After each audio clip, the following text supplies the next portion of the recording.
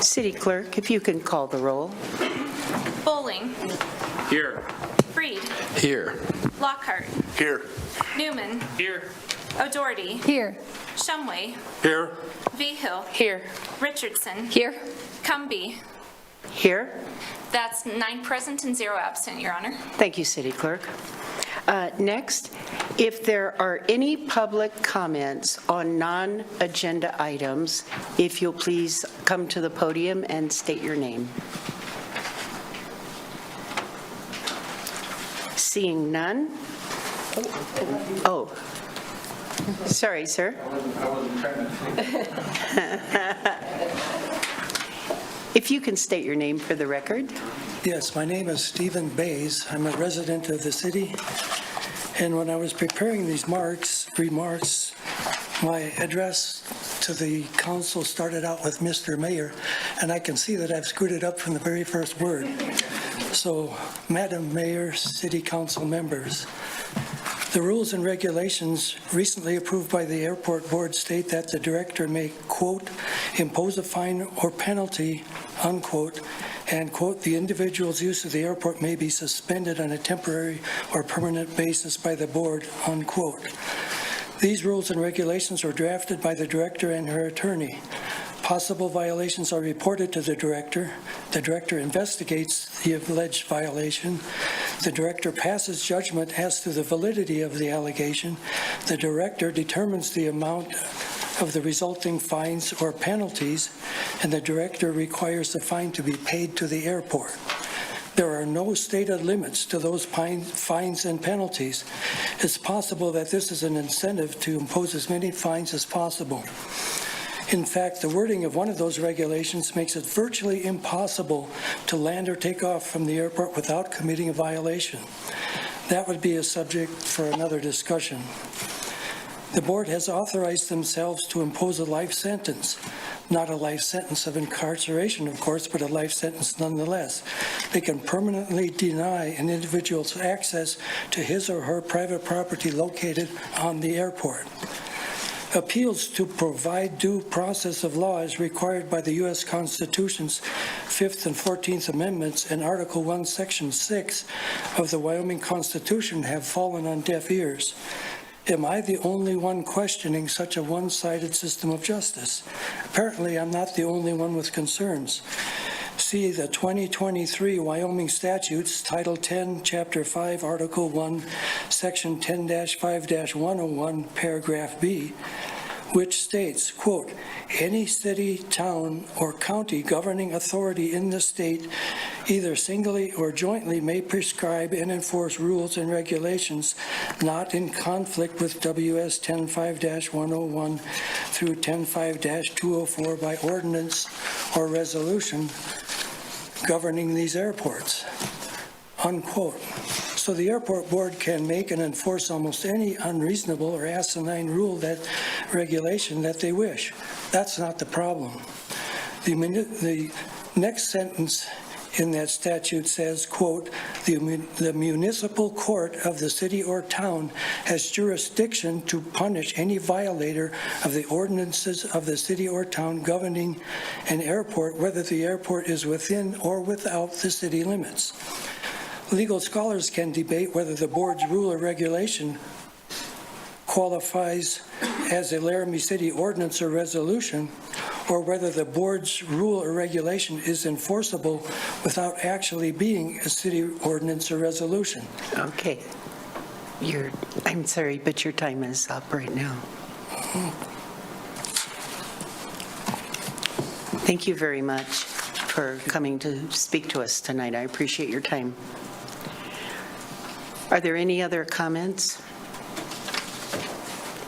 Seeing none, I move to the Vice Mayor to set the agenda. Thank you, Mayor. I move that the agenda be set as submitted. Second.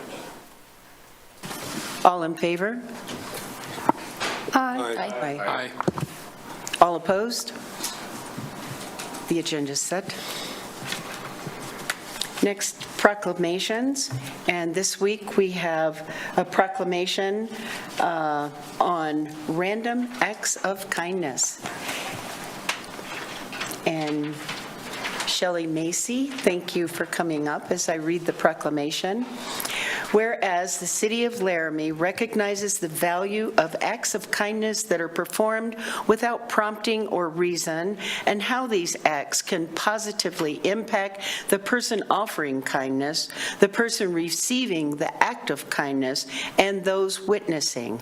And whereas acts of kindness can be performed by any person in the City of Laramie, regardless of age, origin, education, gender, religious beliefs, lifestyle, or abilities for the good around them. And whereas kind individuals can create a more caring community and help to perpetuate genuine acts of kindness within their city, state, and even throughout the world. And whereas we seek to cultivate thoughtful and compassionate residents by teaching our youth to make a difference through random acts of kindness. And whereas Random Acts of Kindness Week is recognized as an international celebration intended to encourage all of us to practice acts of kindness in our homes, our schools, businesses, and communities. Now, therefore, I, Sharon Cumby, acting as Mayor and President of the governing body of the City of Laramie, Wyoming, do hereby proclaim February 9 through 15, 2025 as Random Acts of Kindness Week, and encourage the people of Laramie to practice random acts of kindness in the spirit of compassion, kindness, and goodwill toward all persons. And Stacy, would you like to say anything? Certainly. Thank you, Madam Mayor and members of council. We can all do with a little more kindness. Random acts of kindness is not just in the home, it's also in the schools. It's in organizations such as this.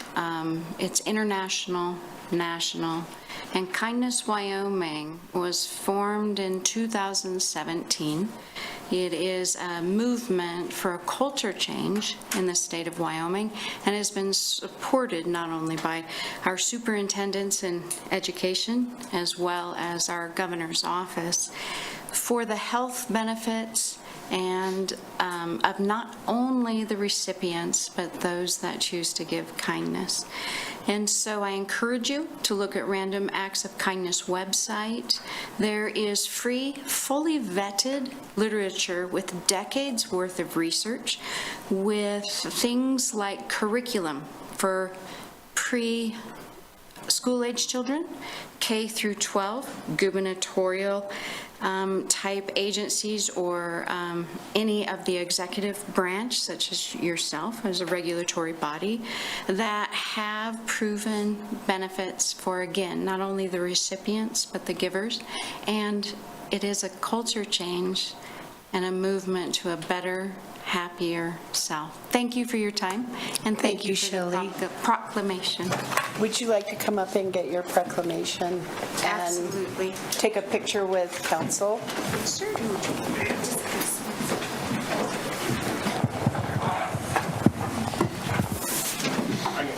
Thank you very much.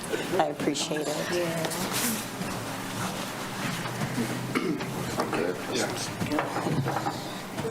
Can you see? Would you mind moving to the left? Okay. We'll move around you. 1, 2, 3. Okay. Thank you so much. We appreciate it. Thank you, Shelley. Thanks, Shelley. And with your permission, I have some pins to leave with your recorder. Okay.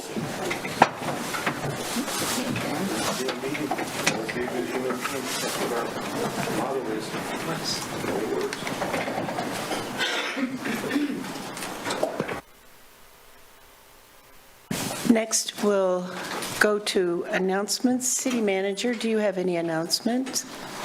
Thank you, Mayor. I do have one announcement. I wanted to take a moment to introduce you and our public to a new staff member. Mayor, sorry, City Manager, just a point of order. We do have a public hearing as well tonight. Sorry about that. City Clerk, if you can read the public hearing. Thank you, Madam Mayor. Notice is hereby given that a public hearing of the Laramie City Council will be held at 6:30 p.m. on February 4th, 2025 in City Council Chambers, Laramie City Hall, 406 Ivinson Avenue, Laramie, Wyoming. The meeting shall be held with both online Zoom and in-person option to take public comments on the following.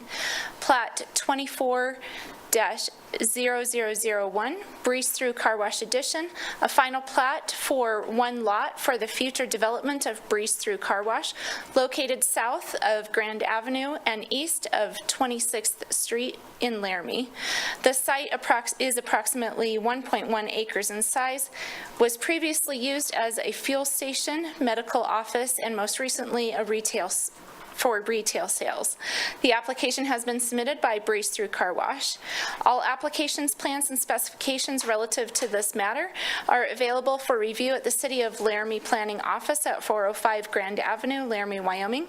Anyone wishing to be heard should be present or at City Council Chambers or via Zoom. Webinar ID 897-091-9732, passcode 511393. Written comments may be mailed to City Council, care of City of Laramie Planning Office, P.O. Box C, Laramie, Wyoming 82073. For questions or information, contact City Planning at the address above, by telephone at 307-721-5207, or by email at planning@cityoflaramie.org. Thank you, Mayor. Thank you, City Clerk. Are there any public comments on this public hearing? Seeing none, we will move on with the agenda. Now, City Manager, we go to announcements. Thank you. Thank you very much. So I wanted to take a moment to introduce you and the public to a new member of our staff. Mr. Ben Levine has joined us in the City Manager's office. He will be administering the city's natural resource programs. And so I'll tell you a little bit about Ben. He has 20-plus years of experience in natural resource regulations, regulatory oversight, and project management, and has a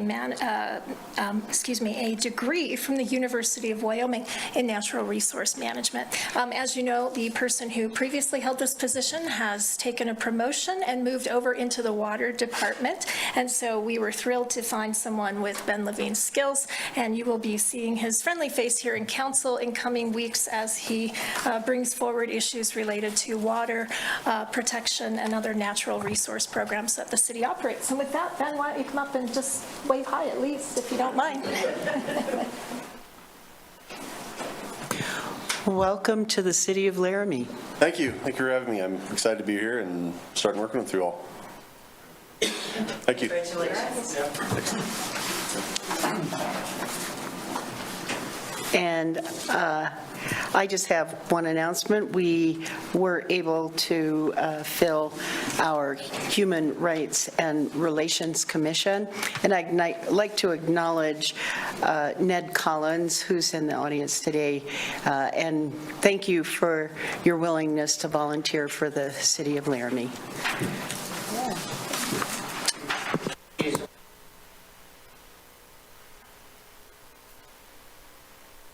Thank you for that correction. Are there any disclosures by city council members? No. Okay. Councilor Bowling? Just that item 14 organization that I work for is up for funding on item 14 for the priorities for the rec board funding consideration, and that would be relative theatrics of Laramie. So I did not participate in that process, though. and that application process. Thank you.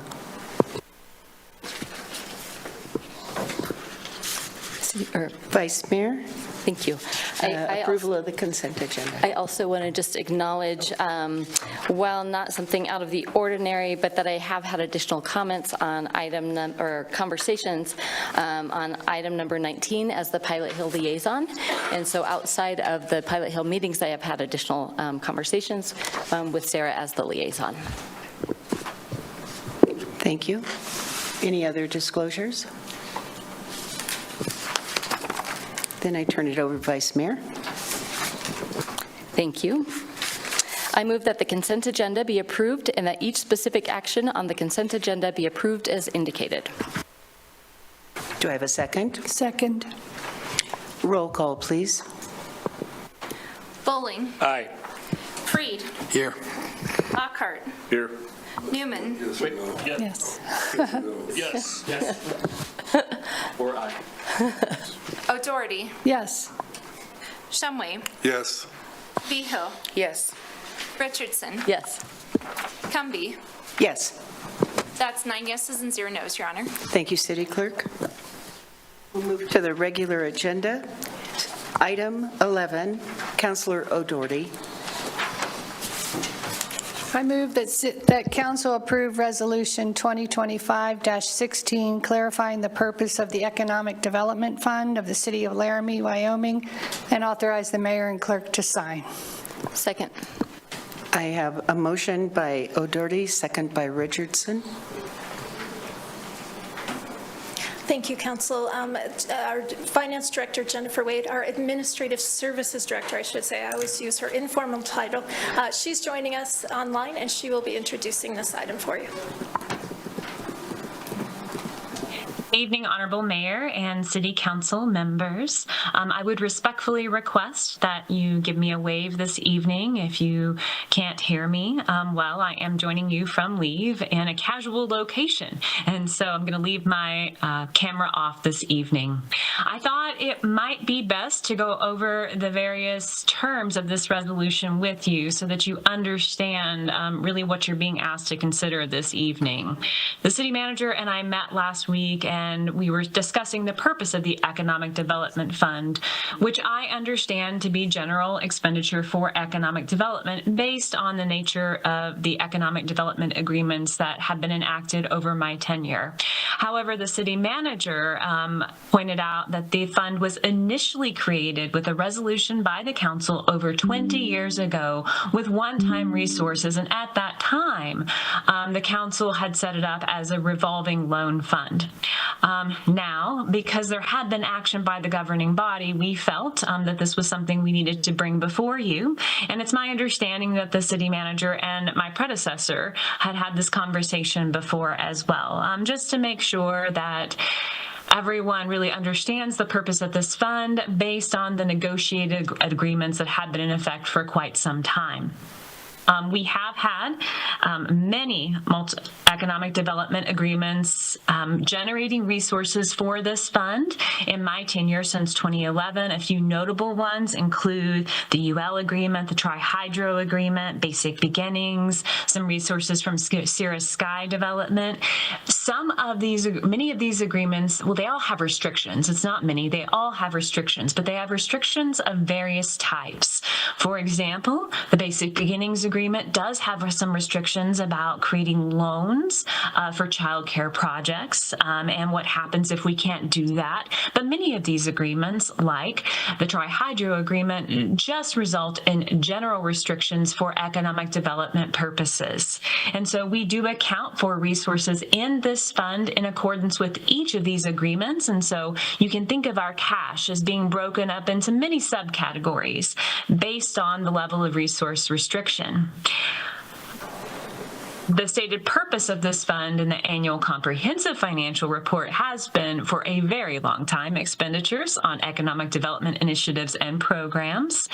And we request at this time, because there has been formal action, even though it was a really long time ago on this fund, to clarify whether any expenditure for economic development purposes is a current permissible use of funds. Staff advise you that it is, based on the negotiated economic development agreements, subject, of course, to resource restrictions, contingent on financial condition, and within the limitations set by Wyoming state statute, which you know restrict how we can spend money in some very general ways.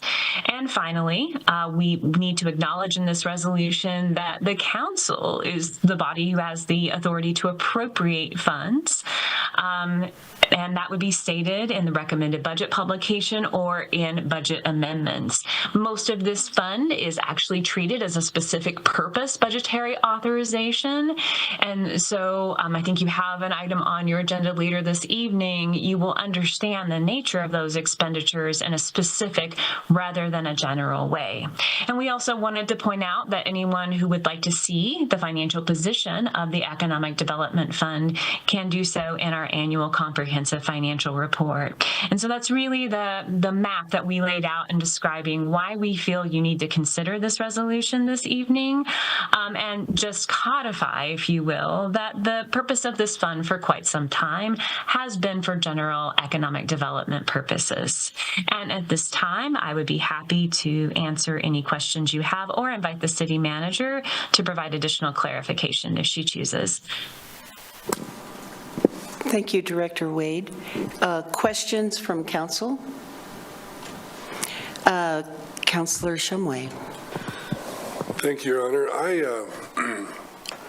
I do recall when it said that this fund began 20 years ago that this was very restricted to economic development. And my understanding is what we're attempting to do tonight is to move this into the general fund so that it doesn't have the same restrictions that it would should it stay in the Economic Development Fund. I generally am opposed to doing that. I think it's earmarked the way it should be, and that's for economic development.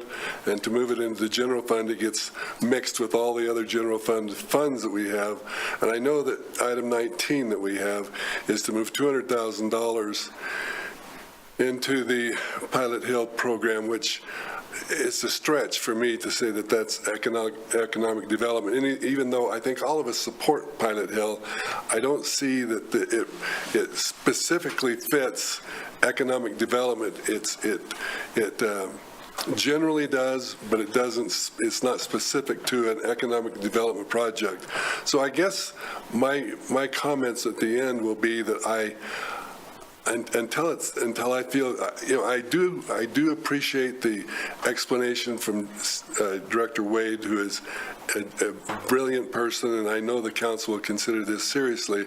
But I want to make sure that my question is that it just doesn't move into the general fund to where we no longer have control of, is this specifically for a economic development project? So that's my question, is by moving it into that general fund, do we lose sight of this money that has come through grants and also various ways that's earmarked for economic development? Thank you, Councilor Shumway. Director Wade, I see your hand up. Honorable Mayor, thank you. If I may provide a point of clarification, we absolutely are not recommending that we move this money to the general fund. The Economic Development Fund remains a special revenue fund of the city of Laramie. What we are clarifying is the purpose of the fund is now broader and has been broader for quite some time than the council's initial resolution that created the fund based on a small corpus many years ago, many decades ago, where its sole purpose was really for revolving loans. Its purpose has been broader than revolving loans for quite some time. And out of an abundance of caution, what we are recommending is that the council acknowledge through this resolution that the purpose of the Economic Development Fund, which is very much restricted and not being combined with the general fund, is broader than revolving loans, which has been evidenced through the negotiated economic development agreements over over the past 15 years. Thank you, Director Wade. Vice Mayor? Thank you, Mayor. Director Wade, can you clarify, I didn't see that this is an invested fund. Is that correct? Is it not invested? Honorable Mayor, through you, this fund does have some investments. Do you mean, is it an endowed fund? Sorry, yes, thank you, an endowed fund. Sorry, not invested. It is not endowed, correct? Honorable Mayor, through you, the only endowed funds we have are actually for the Recreation Center, resulting from the 2001 specific purpose tax. This fund is a special revenue fund created solely for the purposes of economic development, and its resources are generated only from economic development agreements. And so, Thank you. Yes. Thank you, Director Wade. Further questions, Council? Councilor O'Doherty?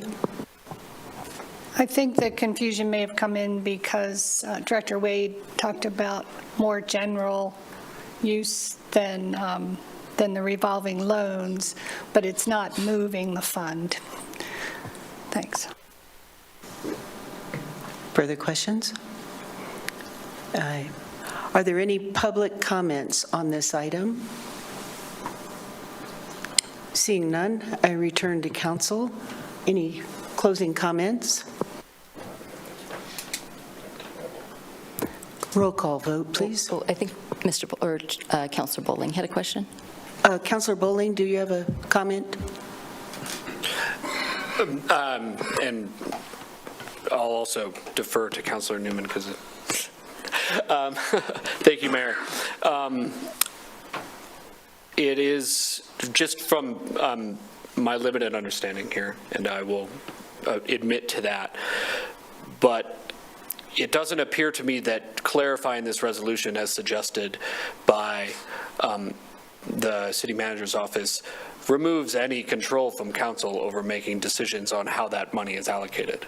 It just perhaps broadens the scope of what the city can approach us with. And so therefore I don't see damage in that clarification. Thank you. Councilor Newman. 1, 2, 3, 4. The fifth whereas in the resolution still says that city management requests that city council still has that.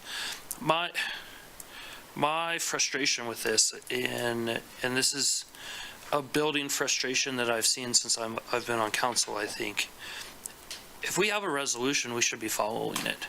And I'm glad that we're fixing it now, but if this has been outdated for a while, my frustration is this should have been in front of council a long time ago.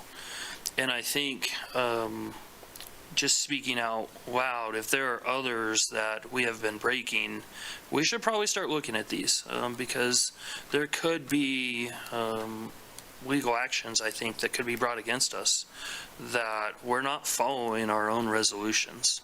So I'm just speaking out loud that I'm glad that we're fixing this, but I think as a council, we should try to make sure that we really are following these to the best of our ability. And when we see that they're outdated, we should be making some changes to these.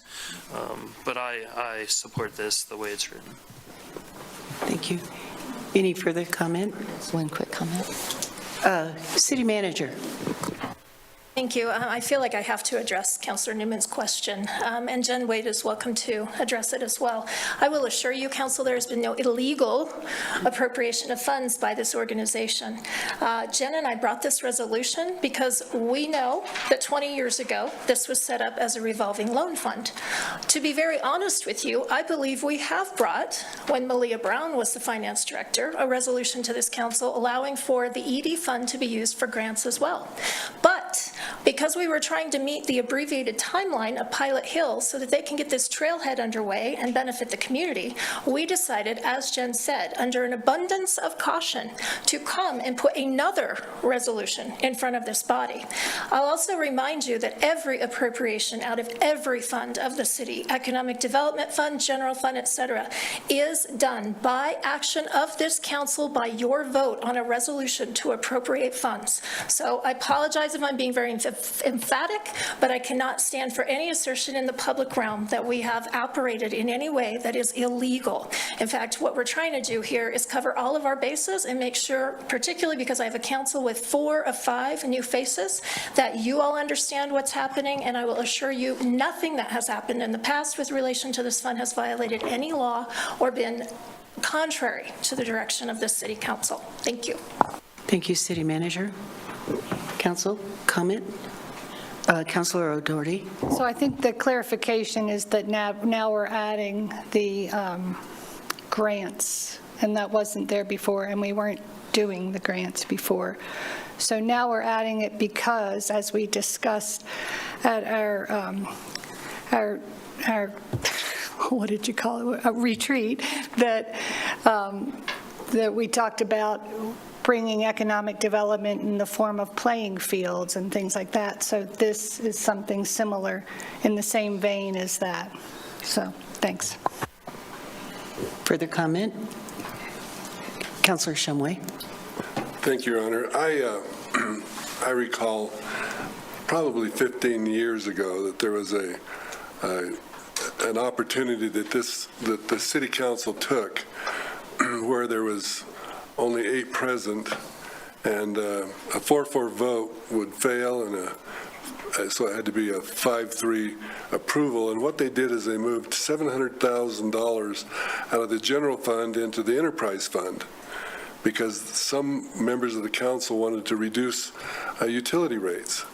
And I felt that was not the way that the funding was designed by the city council. There was a general fund for general purpose, enterprise fund for the users of the utilities, and I feel like that we have a recreation fund, and I feel like we have an economic development fund, and I think we need to keep those separate. In the initial reading of this, I don't know that I'm going to support Pilot Hill's $200,000 request for recreation from the Economic Development Fund, because in my mind, I see that as a different category as recreation than I do. To me, it's as separate as water is, as economic development. So I'm going to approve this because I think it's important for us to be general in the application of the Economic Development Fund instead of just for loans. But I don't want to get to the point where we can just say, anything is economic development. And it can be stretched to say that anything is. But I think we have to be more specific by the categories that we've established for this city council to use and to apply to our expense opportunities. Thank you, Councilor. Director Wade.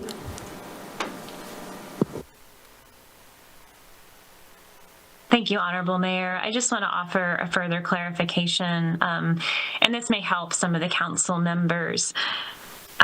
When this fund was created many years ago, my suspicion is there was an appropriation of resources with it, and I think that is a good assumption, and a small corpus. Since that time, the council members have approved every economic development agreement that has generated resources in this fund, including the restrictions that those resources generated by those agreements would carry. And so the substance of not only the original resolution, as well as all the economic development agreements approved by the council over time, are actually what determine what this fund can be used for, not just the original resolution. And I want to say that in particular so that the council understands that even if staff had not brought this resolution, we still could spend resources on general economic development subject to your appropriation because of all of those many actions. And this really is, like the city manager manager said, we're just choosing to be really cautious, and we're actually trying to be very transparent because a prior council did resolve, and there's been all this activity, and the fund has really changed over time. So it is not just the single resolution that created this fund that allows us to spend resources. It's a lot of actions over the last 15 years. That have been approved by the council. And that, to me, is what's important. Thank you, Director Wade. Councilor Newman. City Manager, if I came across saying that we were doing something illegal with this, that's not what I meant. I just meant maybe other resolutions that have been outdated. I understand, like, trust me, I know we vote on all this stuff, so if something was illegal, that means every one of us would have voted against it. So if I came across that way, that's not what I meant. I just meant maybe we should start looking at some of these other resolutions that have been around for a while. That's all I meant. So I apologize if you, the way that you took it, I can see that. So I apologize, but that's not what I was getting at. Thank you for your clarification. Further comment? Seeing none, please call the roll. Bowling. Yes. Freed. Yes. Lockhart. Yes. Newman. Yes. O'Doherty. Yes. Shumway. Yes. Behill. Yes. Richardson. Yes. Cumby. Yes. That's 9 yeses and 0 nos, Your Honor. Thank you, City Clerk. Item 12, Councilor Lockhart. Okay, I move to, pardon me. Thank you. I move to approve the license agreement with the University of Wyoming to construct, use, and maintain utilities in the public right-of-way, and authorize the mayor and city clerk to sign. Second. I have a motion by Lockhart, second by Newman. Director Webb. Good evening, Mayor, Council. What you have in front of you is a license agreement with the University of Wyoming to construct, use, and maintain utilities in the public right-of-way. These are kind of a routine part of business for us, as the process is outlined in Laramie Municipal Code. Anytime an entity or person wants to place utilities in the right-of-way, they are to submit those plans to the city engineer. The city engineer's office then works through those plans and the approval process. Some of the processes are a little different. For a subdivision, those approvals would happen through the subdivision process. If it's one of our franchise utilities, our agreements with them already cover those. For an entity like the University of Wyoming, where we don't have those ongoing agreements, blanket agreements, we do a license agreement. So this license agreement will allow for the university to install conduit for fiber optic and power underneath 22nd Street for the new aquatic center that is being built. The fiber optic conduit is about 250 feet south of Willett, and the electric conduit is about 500 feet south of Willett. In the agreement, item 3A talks about that the utilities are to be bored and at 36 inches, the depth. And the reason we call out the depth is so that the boring doesn't interfere with any other utilities. The university potholed the other utilities out there to find out what those depths were, and 36 inches is where we miss everything on the bore. And then 3B outlines that 22nd Street will not be closed. And I think the only other thing I'll point out in the agreement for you is item J, which talks about, is pretty standard for our agreements. If anything's damaged, the university is responsible for it. So if they damage curb, sidewalk, gutter, anything like that, which we don't expect to happen, they're responsible for the repair. So if you have any questions, I can help you. The city engineer is here, and Matt Newman with the university is here. And between the three of us, we should be able to handle any questions you might have. Councilors, any questions? Councilor Lockhart. Thank you, Mayor. Thank you, Director Brooks.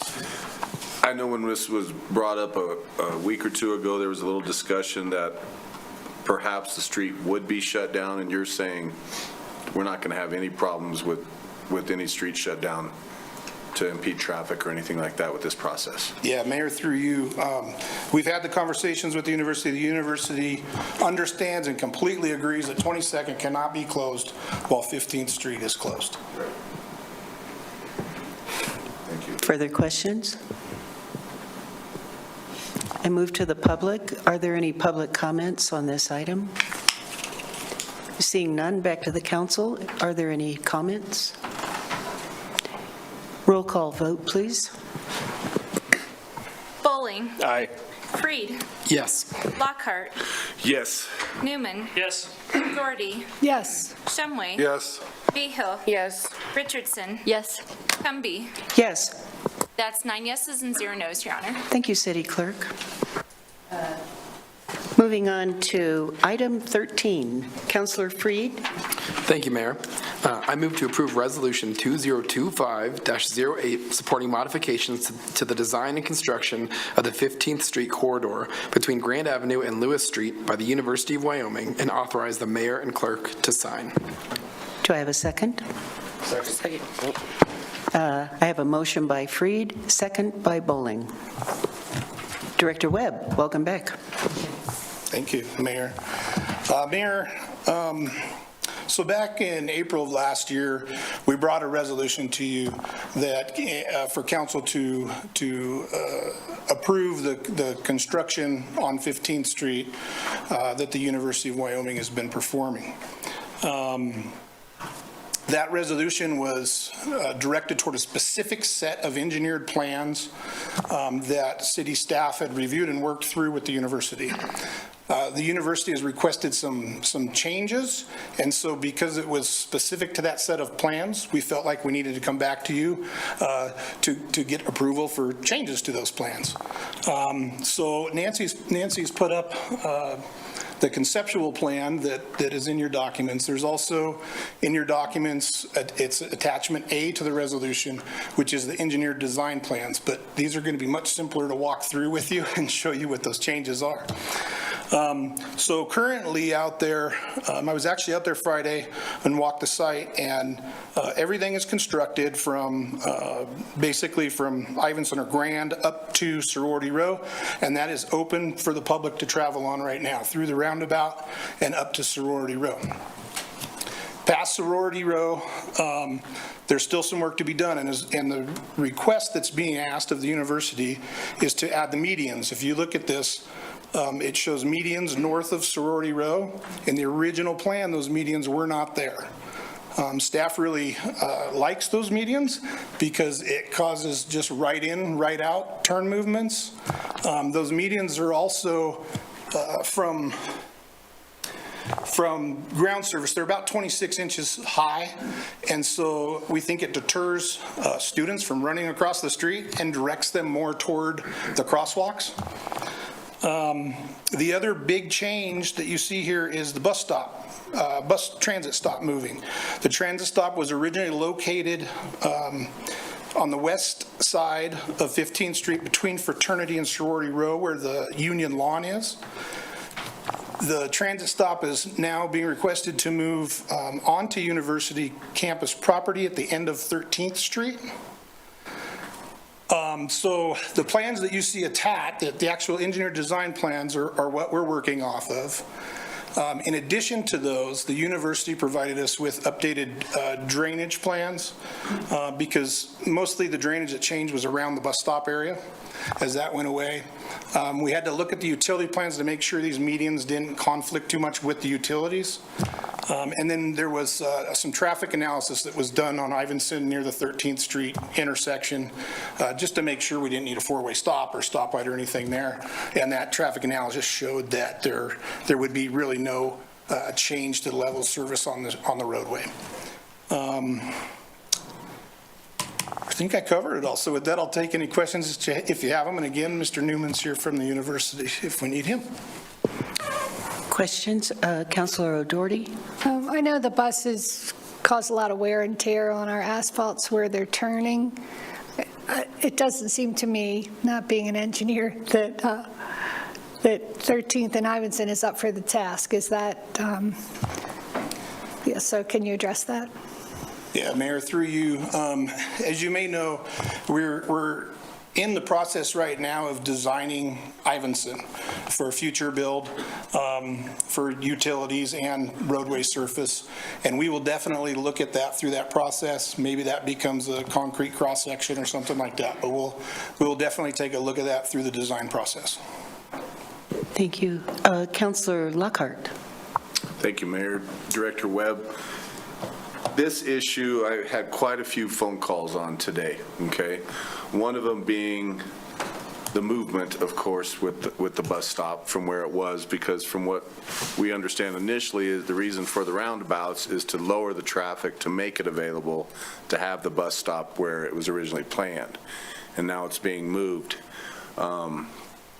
So I'm trying to think, I'd like to know more, the constituents would like to know more about that thought process. Followed up by where you have it located now is kind of a roundabout anyway where people turn by the Union. How much construction and what is going away there? Because I know there's some benches and some memorial type plaques over there. How is that going to affect that area? Sure. Mayor, through you, I'm going to defer some of this to Mr. Newman, but I'll just say it first from the city staff standpoint. We appreciate the transit stop moving off 15th Street just simply for the movement on 15th Street, right? Being a main roadway there, so the buses won't be coming in and out there, slowing down traffic. The rest of the questions I'm going to defer to Matt on.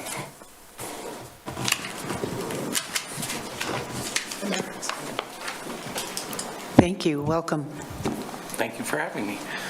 Matt Newman, campus architect for the University of Wyoming. Through your Mayor. Yes. Councilman Lockhart, can you repeat the questions about the roundabout? Thank you very much. The relocated transit stop, where it's at now is kind of a turnabout point already from what, when I'm up there at the library and we pull around. So to put buses through there, it looks like it'll need to be made bigger. Correct. So what is going to have to be relocated? Because if I recall, because we go up there a lot in the summer with my children, there's some benches and some plaques and a memoriam of different individuals and whatnot. How big of a project is this going to be and how long will it take to do? So it does need to be widened out to allow for the buses to make that turning movement. I don't think that it requires moving any memorials. It will push a little bit to the north and then to the east and west to allow for that to be widened out.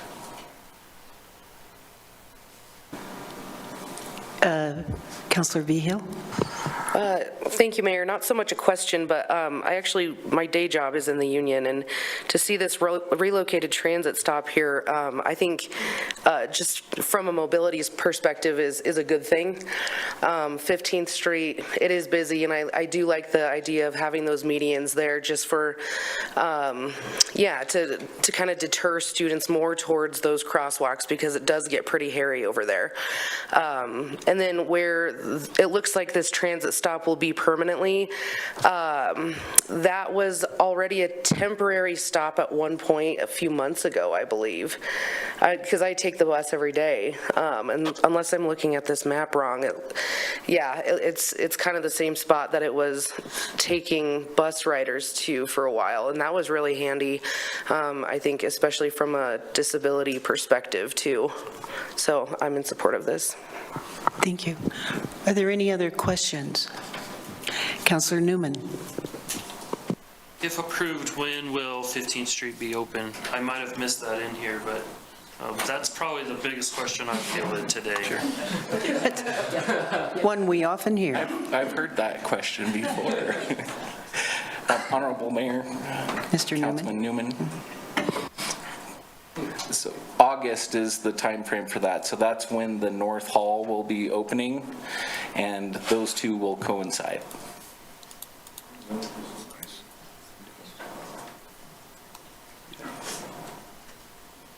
Is that a question, Mr. Lockhart? Or May I do a follow-up? yes, Councilor Lockhart. Thank you, Mayor. Mr. Newman. One last question I have, which was brought up as Director Webb said, there was a traffic study, but did the Traffic Safety Commission take a look at this yet? Director Webb? Yeah, Mayor, through you, Traffic Commission looked at this on November 14th for the modifications, and I don't remember the date, but on the original one, they also reviewed that one. Okay, thank you. Yeah. Thank you. Councilor Newman? Follow up then, did they have any comment? Because apparently they didn't. Apparently they've never seen this, according to public comment that I received today. Traffic study was done, the board never saw it, so they had zero opportunity to give feedback. Could you address that, please? Yeah, Councilor Newman, through you, or Mayor, I went back and looked at the minutes this morning from the November 14th meeting, and it was discussed and presented by staff to the Traffic Commission. There was some discussion, and that was it. Yep. Any further questions? Seeing none, are there any comments from the public on this item? Seeing none, I return to council. Are there any final comments? Councilor Freed. Yeah, thank you, Mayor. Thank you, Director Webb. I think, from my understanding and the questions asked by the public and the city's information, I think this is a win-win. Moving that bus stop off of 15th, I think, is going to do a great thing for the traffic on 15th. To Councilor Vihill's point, I think disabilities perspective, getting people as close to the union as possible, I think that's great. But I think this is a win-win for the city and for the university, and I always like when that happens. Thanks. Thank you. Any other comment? Councilor Doherty. Yeah, I agree with that. I think that it makes it a central location to makes it more available to a lot of campus. So I like it, and I love the medians. That makes me feel a lot better about it. I just think August is a very long time still. Councilor Newman. I wanted to second the medians part, because I remember when this first came, Councilor Doherty and I were scared that the students were just going to be running across because we're moving the crosswalks. So I do appreciate that as well. Thank you. And that was going to be my final comment, is that these changes reflect many of our concerns that we had during that initial proposal. So I think these are positive, and I agree with Director Webb that this is going to really help the flow of traffic, not having the buses on 15th Street. So I think it's a positive move. With no further comments, City Clerk, call the roll, please. Bowling. Aye. Freed. Yes. Lockhart. Yes. Newman. Yes. O'Doherty. Yes. Shumway. Yes. Vihill. Yes. Richardson. Yes. Cumby. Yes. That's 9 yeses and 0 noes, Your Honor. We move on now to item 14. Councilor Freed. Thank you, Mayor. I move that the Laramie City Council approve Resolution 2025-12, designating recreation project request priorities to the Albany County Rec Board for funding consideration in the amount of $435,623.58 for fiscal year 2026, and authorize the mayor and city clerk to sign. Do I have a second? Second. Motion by Freed, second by Richardson. Welcome, Director Bork. Good evening, Honorable Mayor, City Council. Before you is a resolution that comes before the board every year based on the Albany County Recreation Board's mill levy grant process. Now, there are 4 agencies that are involved in this: the City of Laramie, Albany County, the Town of Rock River, and Albany County School District. For this purpose, this is just the City of Laramie's requests. The Parks and Recreation Department receives grant requests from community agencies that are nonprofits and partners with the City of Laramie. And we did that we started the process back in October and had that go through into December. After we compiled all of those requests, and there were originally 19 requests, we compiled those, and in January the Parks, Tree, and Recreation Board met twice in a regular meeting to receive presentations from what wound up being 18 requests. One of the requesters did withdraw. We received 18 requests, and each one of those requests was presented to the Parks, Tree, and Recreation Board for consideration. After the regular meeting, the Parks, Tree, and Rec Board met in a special meeting the following week to produce the list that you see that's listed in the resolution, which is both two parts, both a funding request or funding recommendation and a priority list should money not necessarily be fully available in the funding. The list is prioritized from top choice down to the bottom choice. As it's mentioned in here, it's a $435,623.58 total request. We do not currently know, we don't know right now, and we never know at this stage in the process how much money is actually going to be allocated and available through the mill levy process. The board, the Albany County Rec Board, won't know that for another couple of months. What they're doing right now is collecting our requests and priorities through you, as well as the other three entities, and then they will meet once they've gotten that amount set, and then they will deliberate on the requests that we'll be forwarding to them as well as the other agencies. The only other note that I wanted to make mention is we did have one request, as it was mentioned, that the Parks, Tree, and Rec Advisory Board made a no recommendation on, and that's really only due to the fact that typically and by the bylaws, nonprofit entities are supposed to be applying for funding. There was a nonprofit booster club that requested funding, but it was for a commercial entity, and so the board was not quite sure how to respond to that, and so they decided to make a no recommendation. That doesn't necessarily mean that the Albany County Rec Board will not fund it. It will really be up to the board to make that determination to whether that entity is eligible for funding or not. Otherwise, the list as presented in the resolution, as I said, is listed both for funding amounts and by order of priority. And with that, I'll end my presentation and accept any questions that you might have. Thank you, Director Bork. Questions from Council? Councilor O'Doherty? I'm looking at the list, and number 12 says City of Laramie, and then it says Slade School. So maybe I'm reading it in the wrong order. So Slade School, is that something the city has on the grounds of Slade School, or is it my reading? Honorable Mayor. Director Bork. Through you, Councilor O'Doherty, I figured I was going to get that question from somebody.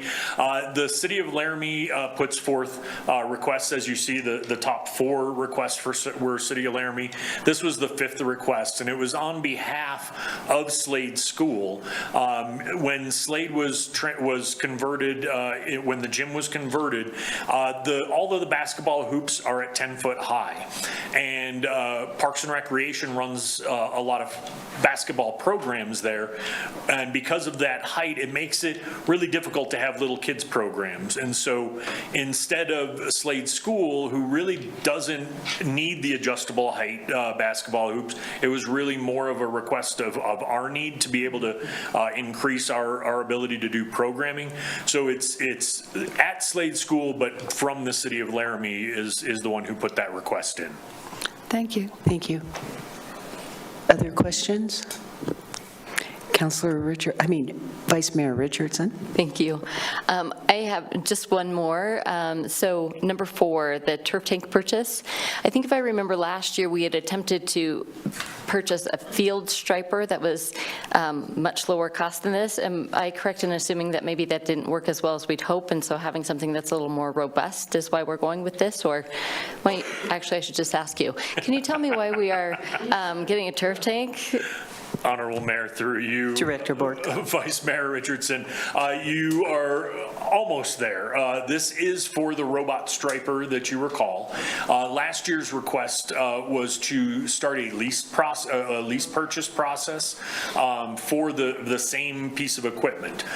It was so wildly fabulous and fantastic, saved innumerable hours of staff time, labor, made the striping actually straight and really easy. Not that my wonderful staff didn't do a great job striping before, but it really reduced the amount of labor, time, and staff effort. So instead of going for a multi-year purchase or multi-year lease with a purchase at the end of it, we decided it was best just to purchase it outright at this point. And so that's what this request is. Great, thank you. Thank you. Further questions? Councilor Lockhart? Thank you, Mayor. Director Bort, can you explain number one, cost recovery, $175,000 for the rec center, especially for anybody that might be watching? Thank you. Honorable Mayor, through you. Director Bork? Councilor Lockhart, yes, and it really lays it out well here in the resolution, because I'm going to pull the new guy card, and this happened long before I got here. But originally, we entered into a memorandum of understanding with the Albany County Rec Board and the Friends of Community Recreation Board for $100,000 to do basically an offset for cost recovery at the recreation center.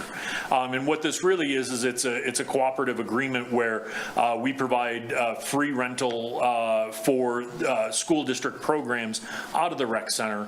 That program over the years, as you see, this was in 2004, so over 20 years ago, has now grown to the $175,000 level and is kind of one of the ongoing program requests that the city of Laramie puts in each year. Thank you. Councilor Newman? A comment, and this is a perfect time for it. I appreciate everything else on this list because we do offer so much for our citizens and, you know, especially the youth with all the football and baseball and stuff. So I have no problem supporting this. I'm glad Councilor Lockhart, because that was going to be my question, but I appreciate everything else because we do give the youth a good chance to get out and be active. Further questions? Seeing none, are there any comments on this item from the public? Seeing none, I return to council. Any final comments? Councilor Freed. Yeah, thank you, Mayor. Thank you, Director Bork. I just wanted to say I was a part of the Parks, Trees, and Recreation Advisory Board looking through these presentations and coming up with numbers. And man, that board does a lot of work and really highlighted this list here. And so just want to say thanks to Director Bork for working through that. And just another comment, too, to continue off what Director Bork says. This is the first iteration of the proposed funding. So this is going to go through a whole bunch of other phases, and then ultimately the Albany County Rec Board could say yes to all this or no to all this. So you know, what we're approving today is just the recommendation from our board. So I just want to make that clear. Thanks. Further comment? Seeing none, City Clerk, call the roll, please. Bowling. Yes. Freed. Aye. Lockhart. Yes. Newman. Yes. O'Doherty. Yes. Shumway. Yes. Behill. Yes. Richardson. Aye. Cumby. Yes. That's 9 yeses and 0 nos, Your Honor. Thank you, City Clerk. We move to item 15, Councilor Vigil. Thank you, Mayor. I move to approve Resolution 2025-13, adopting policy goals and objectives for the city of Laramie, Wyoming for 2025, and authorize the mayor and clerk to sign. Second. I have a motion by Vigil, second by Newman. City Manager. Thank you, Council. One of my favorite actions every year is in front of you, and that is the opportunity to memorialize the goals of the governing body for the upcoming year. As you recall, you did have a retreat and goal-setting session a couple of weeks ago, and through some vigorous conversation and discussion and debate, identified key areas in which you wanted to establish milestone goals for the upcoming year. I believe there are 5 key areas. I have worked with City clerk to listen to the tape of your goal-setting thing like 14 times to try to dispel that lengthy conversation down into the goals that you discussed. You'll note that where those goals discussed a few weeks ago and making it on this list were also aligned with other adopted plans of the city that are already in play. I tried to make note of those so you can see that they're sort of consistent with studies and plans and other things that the city's been engaged in previous years. With that, I'm happy to answer any questions, and we'll be ready for your discussion. Thank you, City Manager. Questions, councilors? Councilor Newman. I have a question, I have a comment. Well, we're doing questions right now. It could be both, but okay. Are there any questions? Councilor Richardson. Thank you, Mayor. City Manager, if we are looking at these goals and we are and feeling like some things may need to be adjusted, just a reminder to folks, please correct me if I'm wrong, that working through these, that we'll have another opportunity to update and adjust in a year when we review these. Is that correct? Through you, Mayor, Councilor Richardson, yes, that has been our practice. When we seat new council members, so in a year like 2025, we'll do a maybe more expansive retreat and a longer goal-setting session. Next year, when we, in theory, will not be welcoming new members to the governing body, we will still do a mini retreat, and we will pull these out and shake them out and make sure that they're still fresh and amend them according to your direction. Further questions? Are there any comments from the public on this item? Seeing none, I return to Councilor Newman for your comment. Because I was not at the retreat and it was in and out while you guys were doing these goals, I do appreciate that it seems like the 3 that I emailed in all made it on this list, so I truly appreciate that from you guys. And all these goals are really well done, so I do appreciate that a lot. Further comment, Councilor Vigil. Thank you, Mayor. Yeah, just to kind of echo Councilor Newman, I just want to thank our, one, my colleagues here at the table, but then 2, our city staff. I was exhausted after that retreat in the best way. And, just seeing this document as a culmination of everything that we talked about and all of the voices that were heard that weekend is really important. And I'm really excited to be able to, show our constituents these goals and get their input here in the next year. Councilor Lockhart. Thank you, Mayor. One thing I'd like to address, these aren't just our goals, these are the community's goals. Because as we campaigned and talked to them, this is what they wanted. And so we were able to sit down during that retreat and put it all together in an action plan, so to speak, or just set our goals. And now the heavy lifting starts. So this started with them and us talking to them, and now we got it on paper. So really excited about that. Thanks for all your hard work. Thank you. Good point. Councilor Bowling. Just to echo the sentiment of my colleagues, thank you, Mayor. Sorry, I need to remember to do that at my top of my comment. But the sentiment of thanking city staff for really being able to distill some very complicated conversation. I think that also goes to the energy and effort that city staff put into finding the correct facilitator for us, which also was a helpful part of that process. And so I just want to extend my gratitude there. Thank you, Mayor. Thank you. Councilor O'Doherty. I just wanted to echo, I appreciate that the city manager, the city clerk could distill our sometimes personally my gobbledygook, like figure out what I was trying to say. So I appreciate that you're able to do that. So thank you. Further comment? I just want to say thank you very much, City Clerk and City Manager.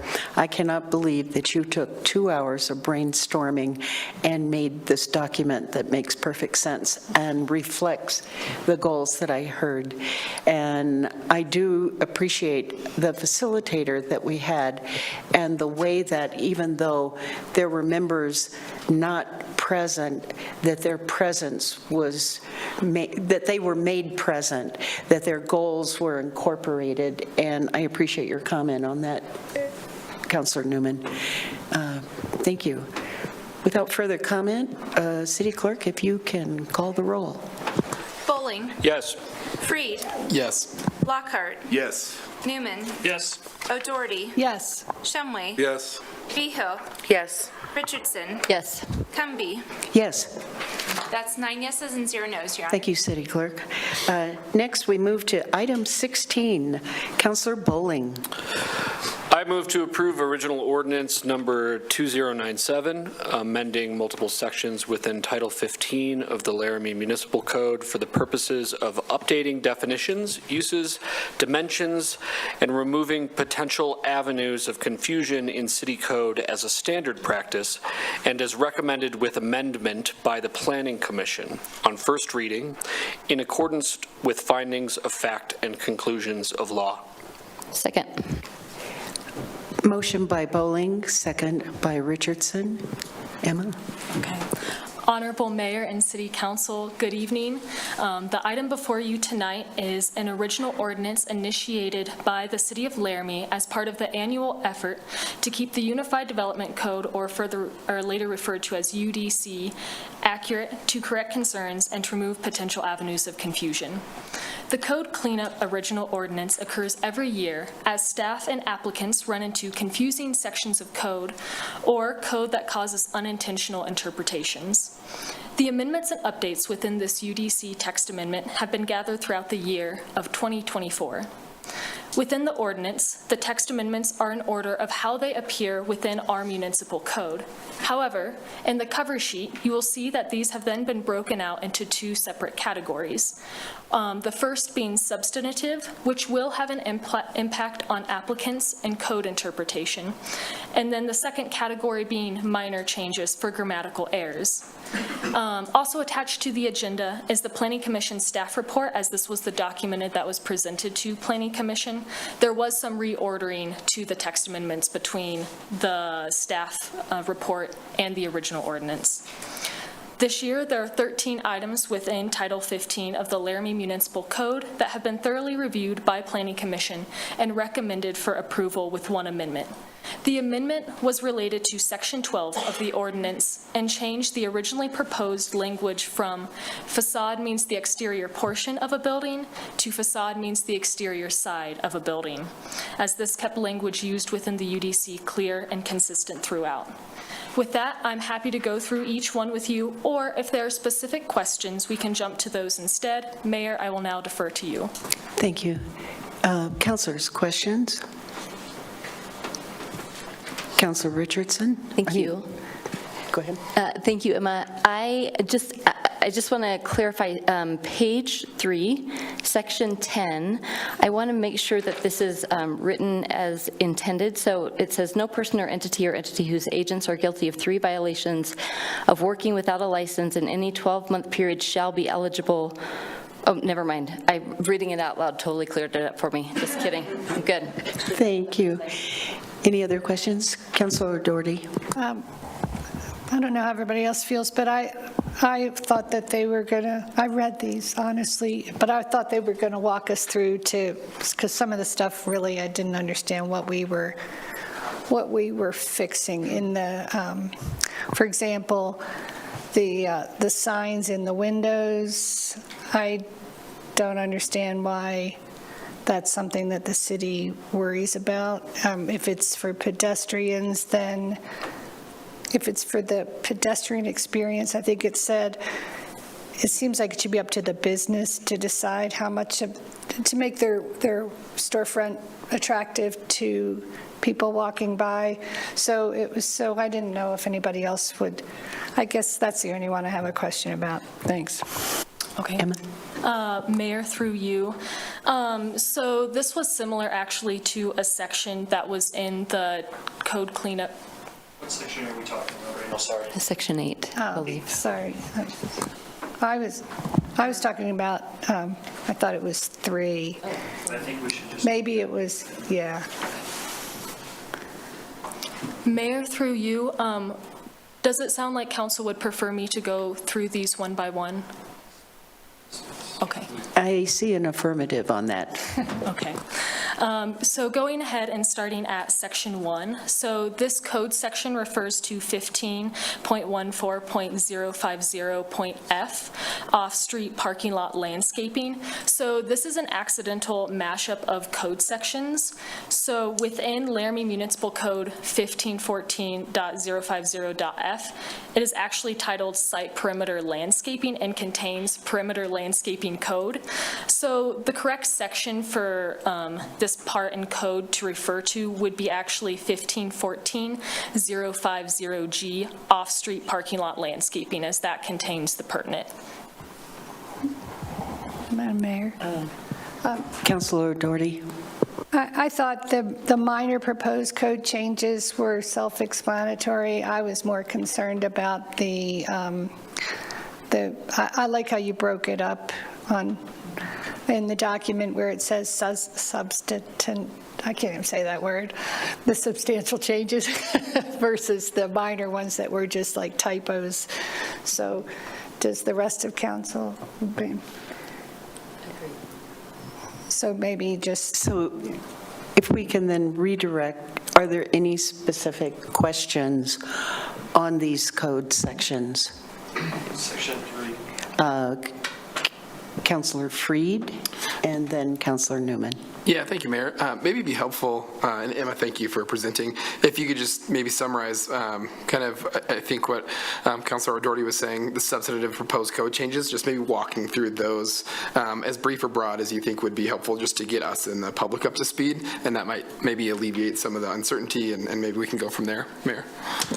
Okay. Hold on. Councilor Newman. I just wanted to make sure that Councilor O'Doherty's section 3 was, because I had the same question, like. Okay. Yeah, but I agree with Councilor All right. Freed. And Councilor Bowling. Thank you, Mayor. Just a point of order, and thank you, Emma. I just want to make sure we're looking at the correct document when we're walking through this. Should we be looking at the recommended changes on the cover sheet or on the first reading document? Councilor Doherty. I was looking at the cover sheet. I thought that it lines it out systematically. I mean, that's the way my brain works. I thought that was a good place to look. So it starts with the section 3 amend on page 2 on the cover sheet. Does that work? Mayor, through you, I'm welcome to go ahead and go through the cover sheet with the substantive section, as that sounds like it would be more helpful. What item 2, as I'd recommend as we go through, it could also be helpful to have the ordinance up as well, so then you can see the specific language that is being changed. So with that, if council is amenable, I can go ahead and start. Proceed. Thank you, Honorable Mayor. So section 3, so our code's broken up into specific sections. So this is under zoning districts, non-residential, specifically the downtown district, and then signage within the downtown district. So similar to a section that was in the code cleanup text amendment and original ordinance last year, its purpose is to limit the interpretation that window signs are limited to 20% of all exterior windows, as then we can end up with windows completely covered along a busy road, which can be uninviting to those passing by as they cannot see into the shop. I do want to clarify, though, that there are many sign categories, including temporary signs for, let's say, the holidays, wall signs, ones that are affixed then to the wall, that provide business owners with avenues for additional signage. So this isn't limiting all signage, it is only limiting the 20% of window. Questions? Councilor O'Doherty. That answers my question. I guess my issue with the 20% is in a different category of what we're achieving tonight. Like, is that really necessary to limit to 20%? But I don't think this is the venue for it, or the place. And so that other counselors know, anytime you touch anything in this code, it touches like 16 different things that they have to research. So I'm not going to just jump out and say, hey, change that percentage, because it would mean like a month's worth of work scraping through the code. Or maybe I'm just making that up. Thank you. Councilor Newman. Ditto, I don't think this is something that we should be dealing with. However, like, Councilor, you change one thing, we're going to be here all night, so, yeah. Emma? Okay, so now we will go on to Section 6, dimensional standards. And I'll go ahead and read off for each one. I'll read off the section number, and then I'll read off kind of where it's generally located in code, so you have an idea of the surrounding context. So this is located within dimensional standards, measurements, and exceptions. This is where you'll find information related to setbacks and other dimensional standards. So as the purpose says, currently window wells for egress windows have been allowed to project into the setback, but it is not defined in code. Also, since egress windows for safety need to mirror requirements for egress found in the International Building Code and the International Residential Code, that's why the proposed code specifically specifies egress window wells that meet IBC or IRC requirements. And we propose adding this into the existing fire escape exemption section as it relates to public safety. Thank you. Questions? Continue. Okay. Section 7, this is under residential design standards. Currently, the minimum building separation for new detached and attached 1 and 2 family units and accessory buildings needs to be defined. Currently, it is defined for multifamily and some other sections, but not for specifically residential. And this should align with the already existing 5-foot minimum separation requirement for these structures within the international building codes. Continue. Okay, going on to Section 8, this is relating to signs associated with non-residential uses and residential zoning districts. So currently there are grandfathered in businesses within residential zones, and if they ever want to modify their signage, currently their only avenue as it is not addressed in code is through the variance process. Since these buildings are operating as a non-conforming use, and to clarify, the definition of a non-conforming use is the use of a structure or premise which began in conformance with code and has since fallen out of conformance due to code changes. So the approval criteria required for a variance is very strict and does not provide a good avenue for these business owners to modify their signage. The conditional use permit process allows more flexibility and a more appropriate level of review, and it also still allows it to be heard in front of Planning Commission to evaluate on if the signage is appropriate for the non-conforming use within the residential district. Questions? Continue. Okay, moving on to Section 12. So we've realized recently that the definition of facade in code is too limited and does not accurately represent the idea of the entire building facade. And so the definition has been broadened to include all sides of the exterior building, not just the side facing the front lot line. Questions? Continue. Section 13, so this actually goes off of Section 12, as this correction made us realize that primary building facade, despite being a term used within the design standard sections, is not defined, and so that is just adding a definition for that term. Questions? Thank you so much for going over those major changes. Are there any further questions before we go to public comment? Seeing none, are there any comments from the public on this item? City Clerk. Mayor, we have Linda Devine online. If you can bring her in, please.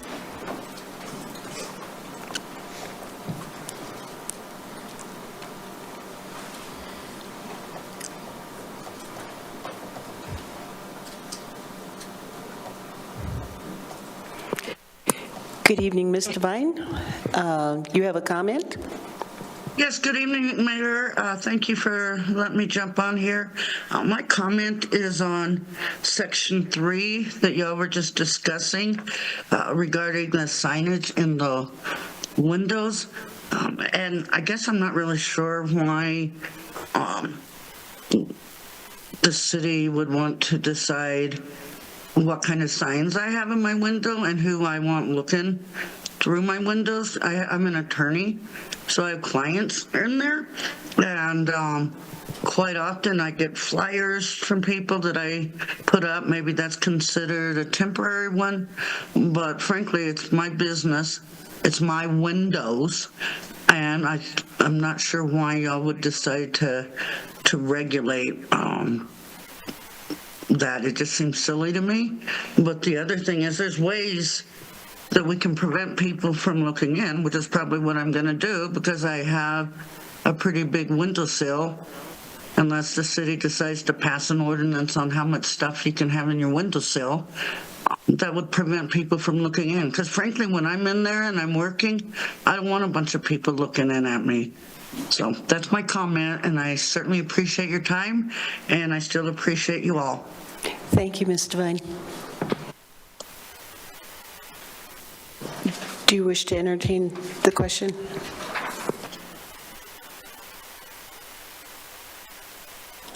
Honorable Mayor, through you, so some more background about why this was in code is that for our building design code, there are some requirements of you can't just have a building with no windows. And so with some businesses in town, they have interpreted the 20% to all exterior windows, and so they've totally kind of blacked out all the windows along one side of a building, which then kind of goes against the design of needing to have buildings required. Additionally, these are window signs, so ones that can be more taped up. Again, we aren't talking about some of the more permanent wall signs and other avenues that businesses have for signage.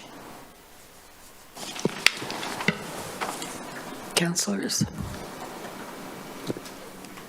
I have a quick question. Are there any final comments? Am I okay to do it? We went out to public comment, and then Ms. Devine came in. Are there any further public comments?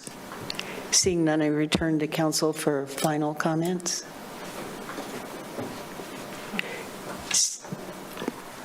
Councilor O'Doherty. I just want to say I appreciate Ms. Dixon going through this so clearly, and that planning is always looking at these codes and making sure that things are up to date and not conflicting when things come up. So I appreciate that. Thanks. And thank you for your patience. Much appreciated. Seeing no further, Councilor Lockhart. Thank you, Mayor. Thank you, Ms. Dixon. I happen to be able to, as the City Council liaison to the Planning Commission, attend that last meeting where Ms. Dixon spoke about these amendments, and I wouldn't want that job. You did a lot of work, so we appreciate your attention to detail. So thank you. Seeing no further comment, call the roll, please. Bowling. Aye. Freed. Aye. Lockhart. Yes. Newman. Yes. O'Doherty. Yes. Shumway. Yes. Behill. Yes. Richardson. Yes. Cumby. Yes. That's 9 yeses and 0 noes, Your Honor. Thank you, City Clerk. Now we move to item 17, Vice Mayor Richardson. Thank you, Mayor. I move to approve original ordinance number 2098, amending section 8.28.060.b of the Laramie Municipal Code to align the weed and dead tree abatement cost structure with the nuisance abatement cost structure, thereby clarifying the code as a standard practice as recommended by the Planning Commission on first reading in accordance with findings of fact and conclusions of law, and that is the longest sentence I maybe have ever read. Do I have a second? Second. Motion by Richardson, second by O'Doherty. Ms. Dixon? Honorable Mayor and City Council, it's good to be before you all again. The item before you this evening is another of the original ordinances initiated by the City of Laramie as part of that code cleanup effort. And so the reason why this had to be separated out is this relates to Title 8 of Laramie Municipal Code, whereas everything we just went through in Original Ordinance 2097 related to Title 15 of Laramie Municipal Code. So again, attachments to the agenda include the ordinance, the cover sheet, and then also the Planning Commission staff report. When this was heard in front of Planning Commission, both the Title 8 and Title 15 changes were both in the same document, and so that's why you may see some confusion there. The Title 8 change was reviewed by Planning Commission and was recommended for approval to City Council. And since there's one item, I'll just go ahead and go through it briefly. But the purpose of this change is to match the cost structure of city abatement for weeds and dead trees to the more recently updated cost structure for nuisances. Actually, since offensive growth is considered a nuisance violation, and so it has been the fee structure within Section 8.32 that has been utilized by our code enforcement inspector. And so this change, making 8.28 and 8.32 match, would increase clarity overall. Again, the cost structure in 8.32 was updated a few years ago, but the cost structure in 8.28 has yet to be updated to match. Thank you. Questions, councilors? Seeing none, are there any comments from the public on this item? Seeing none, I return to council. Are there any final comments? Roll call vote, please. Bowling. Aye. Freed. Yes. Lockhart. Yes. Newman. Yes. O'Doherty. Yes. Shumway. Yes. Behill. Yes. Richardson. Yes. Cumby. Yes. That's 9 yeses and 0 noes, Your Honor. We move on to item 18. Councilor O'Doherty. I move to approve the intergovernmental agreement between the City of Laramie and the Board of County Commissioners of the County of Albany, Wyoming for implementation of the Laramie Growth Area Plan and authorize the mayor and city clerk to sign the provided documents. Do I have a second? Motion by O'Doherty, second by Richardson. Good evening, Mr. Gavindala. Yes, good evening, Honorable Mayor, members of the council. The intergovernmental agreement before you this evening between Albany County and the City of Laramie is a key step in implementing the Laramie Area Growth Plan, a collaborative effort aimed at guiding responsible, cost-effective development. The county Board of Supervisors, as well as this council, budgeted $150,000 each in 2022 to move towards development of this Laramie Area Growth Plan, which was then adopted in the summer of 2023. And this intergovernmental agreement is a result of all of those efforts, extensive public engagement, stakeholder meetings, public hearings, and lots of community outreach that you can read more about in the Laramie Area Growth Plan in the appendices. They're all outlined very well in there. The plan, or rather the agreement before you, sets clear standards for road, water, and sewer connections in the growth area. This is just one piece of the Laramie Area Growth Plan, but it felt like 3 areas where we could really gain some traction with the county working together to address growth in the growth area. We feel it provides predictability for businesses and property owners and supports long-term economic growth and investment in that area rather than unchecked growth and sprawl that could result without planning. Just quickly, the plan did receive national recognition. It earned an American Planning Association Merit Award for excellence in planning, highlighting its quality and innovative approach to intergovernmental collaboration. So I just mentioned that because, for the new counselors, I really encourage you to check out the Laramie Area Growth Plan, which is on our planning website. It really outlines what we worked diligently with the county on to try to regain some comment ability in development in the growth area. So I don't know if anyone tuned in, but this morning the county commissioners did hold their regular meeting. It was a 4.5-hour meeting. So, but this item was heard, and it was tabled until the end of the calendar year. So I know that's a little vague. I did speak briefly afterwards with my counterpart at the county planning director there, and I would recommend postponement, obviously, of this base so we can work together with the county to try to revisit this with the new commissioners, of course, and have a work session with them. We are actually, as staff, very pleased that this wasn't outright denied by the county commission, so I think there is some light there that we can work towards. But if I were to make a recommendation, I would recommend 6 months that we put this out, which would be to your August 19th, 2025 meeting, and that would be our recommendation. And glad to answer any questions at this time. Questions? Councilor O'Doherty? I'd like to amend my motion. I move to postpone the motion until August 19th of 2025 in order to give our two governmental bodies time to find out what the conflicts may be. Do I have a second on the motion? Second. Motion by O'Doherty, seconded by Richardson. Council, questions on the motion? Are there any public comments on the motion?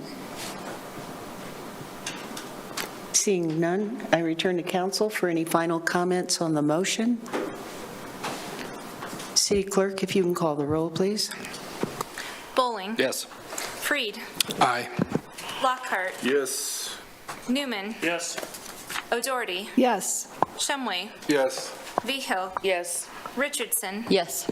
Cumby. Yes. That's 9 yeses and 0 noes, Your Honor. The motion, then So, the item is postponed. correct, Mayor. Yep, until that August 19th, Okay. 2025. Okay, so we can move on to the next one. We move on now to item 19.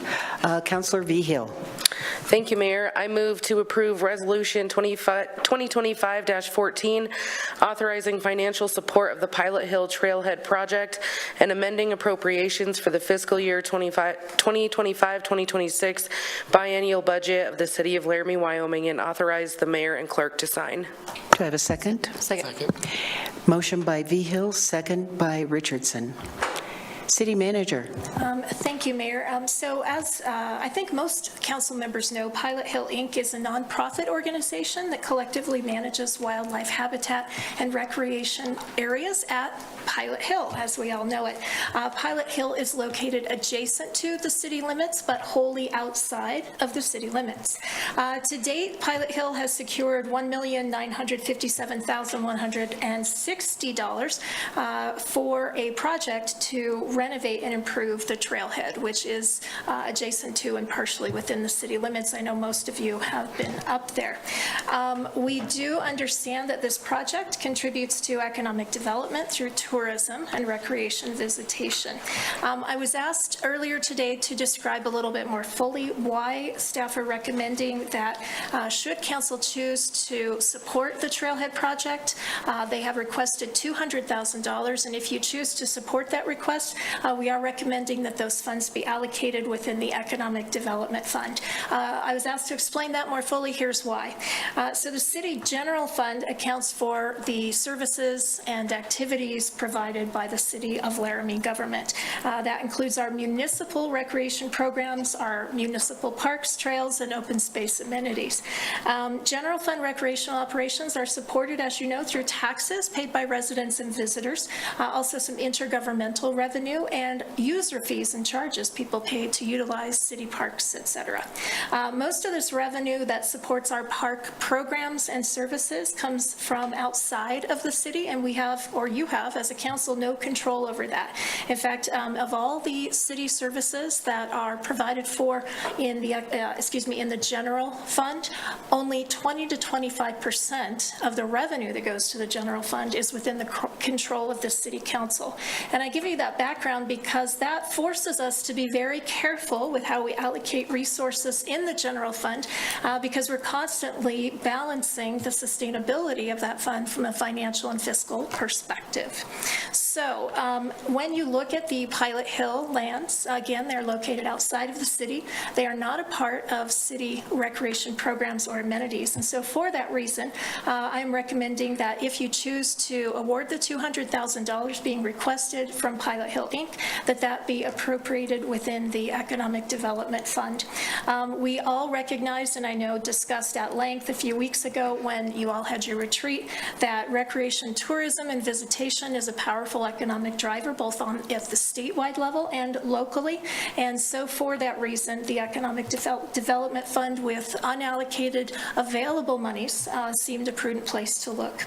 I would offer, if you want to get to the specifics of where the revenue within the Economic Development Fund came from, that we are recommending to you as a source for supporting the Pilot Hill Trailhead project. If you want to know where that comes from directly, we have unallocated rent proceeds. The city back in 2009-10, I believe, did seek and receive a grant to build a building to house Tri-Hydro's expansion. As you know, they span 2 buildings out in the business park. The city owns one of those, which we constructed over 10 years ago, and which Tri-Hydro rents from the city to enable their business operations. So the specific source of funds within the Economic Development Fund is from that previous economic development project, proceeds recaptured from that project, and which we purposefully flowed into the Economic Development Fund in order to create kind of a pay-it-forward approach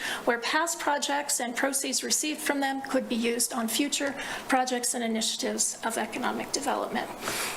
Sarah Brown Matthews is with us this evening. She is the director, I believe that's your title, Sarah, of Pilot Hill, Inc. She's provided some additional information, which we included in your packet. There's a nice map there and a funding summary showing what other funding partners have contributed. I would note that Albany County government has agreed to contribute to this project from their Economic Development Fund, so we're not totally out on a limb here. And with that, I would answer any questions you have and invite Sarah to come up when you're ready. Thank you, City Manager. Vice Mayor Richardson. Thank you. Thank you, Mayor, and thank you, City Manager.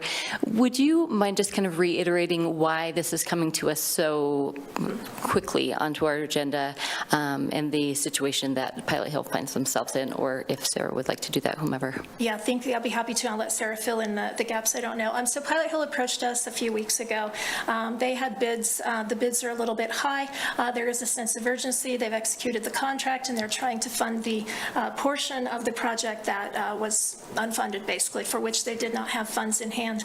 Sarah can get into the detail of that, but trying to work with them, and I alluded to this earlier, the reason that we brought these 2 items on the Economic Development Fund to you tonight is because we were trying to meet their timeline to get under construction this spring, to get underway, and to give you the opportunity to make a decision that will enable their project to move at the pace that they need to lock in these prices.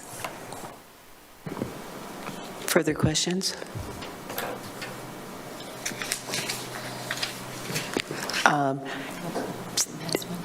Sarah Brown Matthews, would you like to make any comment?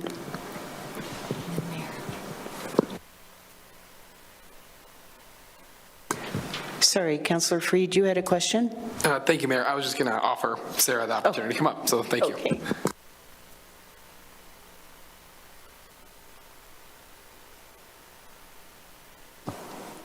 Honorable Mayor Cumby and City Council members, thank you so much for your generous gift of time tonight and your curiosity about this project. I'm joined here at the podium this evening with our board chairman, Charlie DeWolf. Our board treasurer, Keith Riddle, is also in the audience this evening. So if there are questions that I'm not comfortable answering, I certainly will ask them to answer them. I'd like our board chair to start the presentation, and then I'm going to go through some information for you that I hope will help address some of the concerns and questions that you might have, and we appreciate your time. Thank you. Thank you, Honorable Mayor, City Council. I'm Charlie DeWolf, President of the Pilot Hill Board. Thank you for letting us appear before you today, asking for council support in the form of $200,000 to contribute to construction of our trailhead on the east end of Willett Drive. This will facilitate access to the Pilot Hill recreation area. So we believe that this trailhead represents a unique opportunity not only to be an amenity for the citizens of this town in the form of recreation and events, but also to capture out-of-town users who recreate on Pilot Hill so that they come into town where they can not only enjoy the recreational area, but can go to a restaurant, shop, stay in a hotel, and contribute to the economy of the city.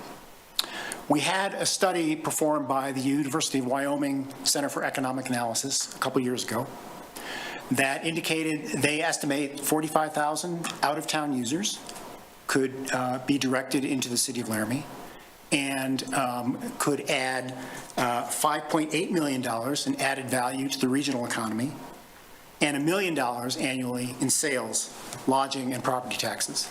So we come before you tonight asking for a $200,000 investment with $1 million a year return in taxes to the city and to the county. That's a pretty good investment.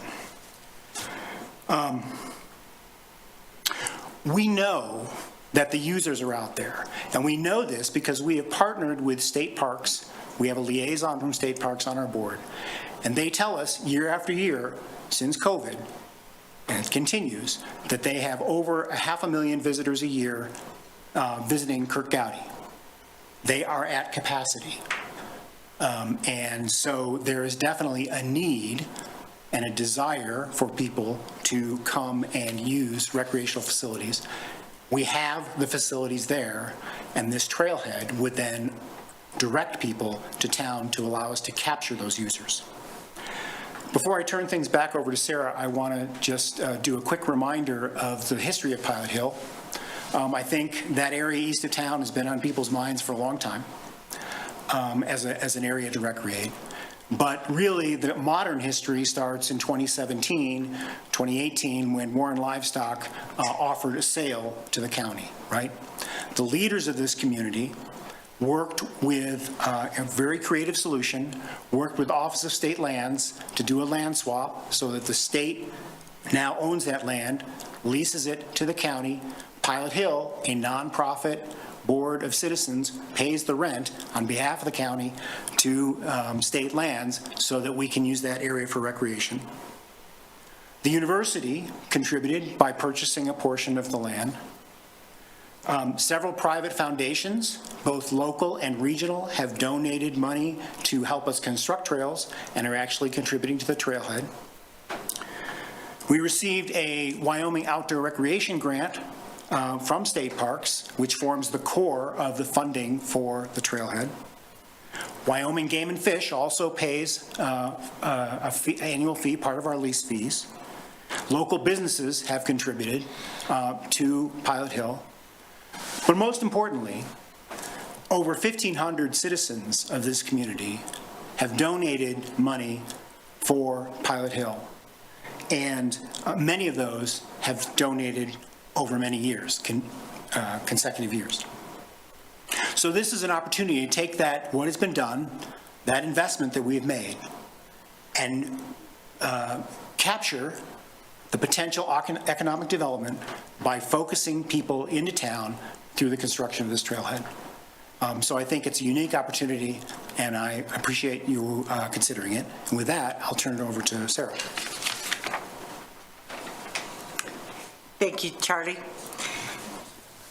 I had several remarks that are similar to Charlie's. I think the most exciting aspect of this project for us is that we truly feel like we're building this for the next generation.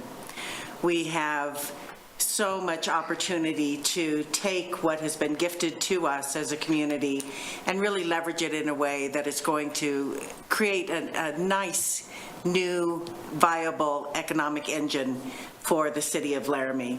And we honestly believe that by positioning the trailhead in town, people will start in town, they'll launch their adventure on the property, they'll come back to town, and when they're tired, rather than saying, let's go set up our camp up in the Medicine Bow National Forest, they'll look at the Hilton and the Holiday Inn and the other facilities that we have and say, let's put our heads in beds tonight, let's take another day and enjoy the opportunity to travel on foot, on horseback, or on bike from Laramie to the Medicine Bow National Forest to another 100 miles of trails and really enjoy this region. I know I have a clicker. Thank you. I'll let you get a preview again. I know some of you have seen the design for the trailhead. I was interested to hear that city manager feels that a portion of it is in the city limits. It was my understanding that all of it is within city limits, but it's on the east end of Willett Drive. So if I point, which direction? Thank you. I'd like to just give you an overview of the trailhead design to start with. Again, this is at the east end of Willett Drive, which is just maybe an eighth of a mile to the east of our city hospital. It's located within a mile of the Laramie High School, Laramie Middle School, the city recreation center, the soccer and ball fields that are found on the east side of town, our municipal golf course, and it directly connects to the city's Jacoby Ridge Trail and about a 50-mile Pilot Hill trail system. We hope to eventually have trails that also connect to the Sierra Sky Park Trail, really making this an amenity that is usable for a variety of recreational users and our schools and community residents as well. The key design features for this trailhead are a shelter that will be similar to an open-air shelter that you would find in any park system, although the capacity, I think, is a little bit larger than we have anywhere else in town, of 110 people in that area. It'll have permanent bathrooms that are ADA designed and accessible, a drop-off area for the school buses, for our field trips for our students, and also for the variety of events that are hosted already and will be hosted by our schools at the property. Standard parking of 60 spaces for vehicles with an additional 3 ADA parking spaces, 6 to 8 spaces that are designated specifically for large vehicles like horse trailers and buses, and then multiple staging options and gathering spaces so that if there's something going on in the main shelter area and you just want to have a picnic, there are other areas that you can enjoy at this trailhead.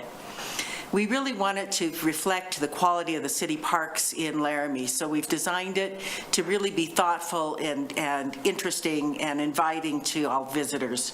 It'll have sculptural boulder seating with walls on both sides, so you could have a group of students looking out at the property and talking about the interesting geologic features, or you could have them facing west so that they're paying attention to the teacher.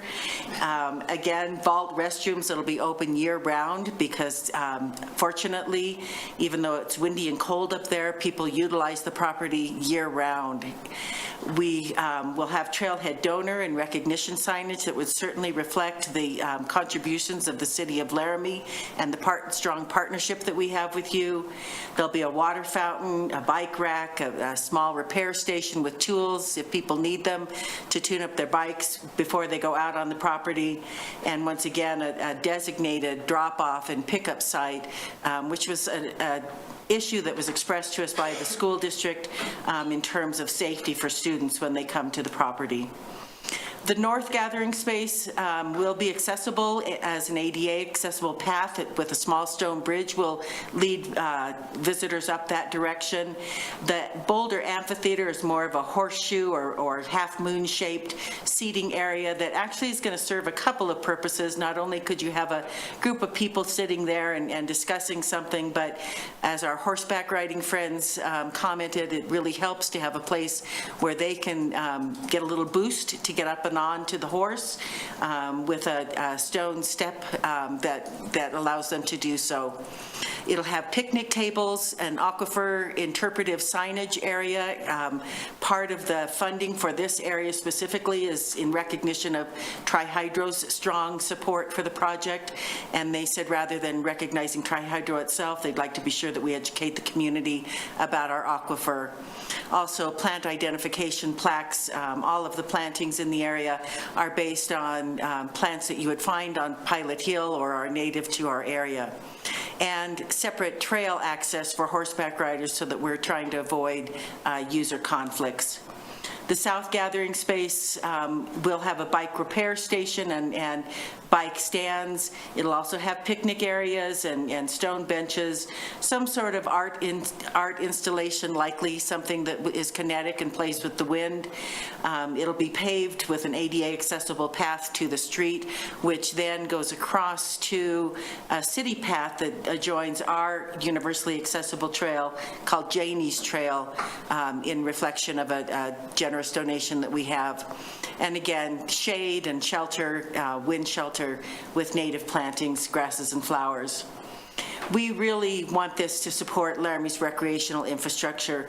We know that, as Charlie mentioned, this will attract visitors to launch from Laramie, not from the Medicine Bow National Forest. And that's one of our biggest concerns. We know the Medicine Bow National Forest will capture a little bit of revenue through parking permits. We want them to come to town and spend their money here instead. We know that through the economic analysis, we anticipate this will generate $5.8 million in added value to our regional economy, generate $1 million in sales, lodging, and property taxes, and support 150 local jobs. We also know that this is definitely used by our community. In addition to that tourism dollar, we know that there are tons of visitors that are just our local citizens. From the middle school cross-country meets that host 500 students a year, to the city's 25K walk that was hosted on the property about a year and a half ago, to the middle school bike club that goes over there weekly, the Laramie High School mountain bike team, which is featured at the top of this slide. The children's home, the Cathedral Children's Home, comes every week. We have senior on the go hikes regularly. The picture on the bottom is the middle school cross-country team, and they come out and run the paths. So it really has become a place where our community gathers on a daily basis here in Laramie. And it supports the health and well-being of our citizens. We have trail counters at all the major entrances to the property, and we record over 150,000 visits a year. And that's by people of all ages and all means, and with various abilities to enjoy the property.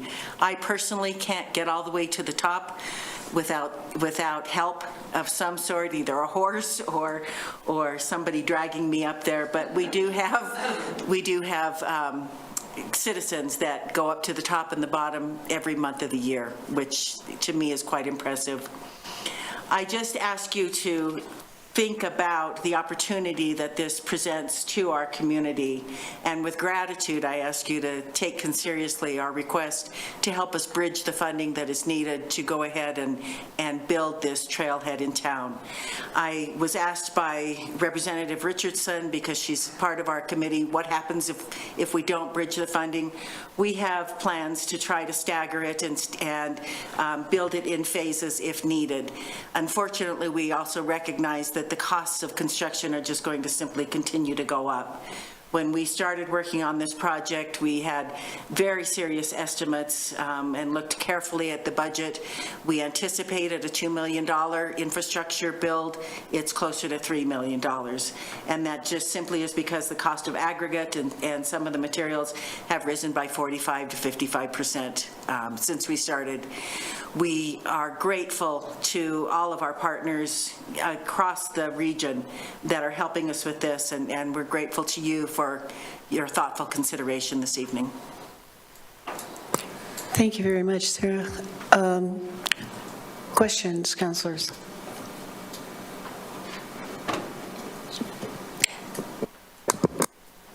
Councilor Shumway. Thank you, Your Honor. I'm sure you know that the city, the council, we all support this project. It's an absolutely wonderful project. My question is this. The ask for the city of Laramie is $200,000. What contributions are coming from the state, the county, the university, and others that are contributing to the need that you have at this time? Sarah. Honorable Mayor, through you, Councilor Shumway, thank you for that question. We've had tremendous support, actually. It almost brings me to tears, but we went first to the county, requested $400,000, and it's been approved. We also went to the county through their portion of the rec funding to ask for an additional $100,000. That is to be seen, just as the rec funding that you all approved this evening, that has to go through a series of approval processes. We went to the University of Wyoming and talked to them about opportunities for additional support. They are already supporting us with the land that it is being built on and with the services of a full-time construction manager, and we anticipate that to date about $150,000 has been incurred in university donations, and that will continue as we move through the recreation, through the build-out process. We did also talk to the University of Wyoming about a fund that we had hoped might support this. It's a donor-directed fund that is housed at the UW Foundation. Unfortunately, in legal review of that fund, those funds can't be applied to this specific project, but the foundation is working with us to see if there are other opportunities there. We've gone to the Albany County Tourism Board and made a request for $75,000 of destination development funds that are earmarked specifically by the state Department of Tourism to help communities develop destination facilities so that we're not just marketing tourism to come to our communities, but we're actually ready for people to come. They are considering that request, and we'll know that information within a month as to whether or not that funding's been awarded. We also have a $1 million grant from the Wyoming Office of Outdoor Recreation that was secured and is held by the county for this specific project. In addition to that, the Office of Outdoor Recreation has given us another $167,000, not million, $167,000 to really make sure that we have, in adopting the schoolyard trail system, the ability to both analyze and maintain the trail systems that are out there. So we've had tremendous support. We have several private donations that are quite significant that are not only helping us build out the trails, but will be applied to this trailhead as well.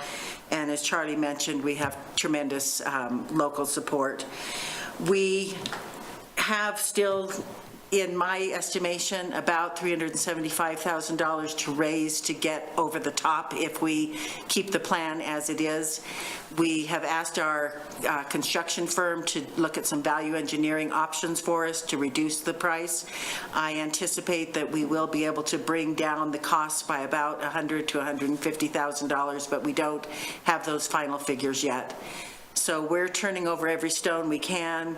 I have several grants in the queue, but grant funding is based on the timelines of the grantors and don't necessarily meet our need to try to break ground on this in May.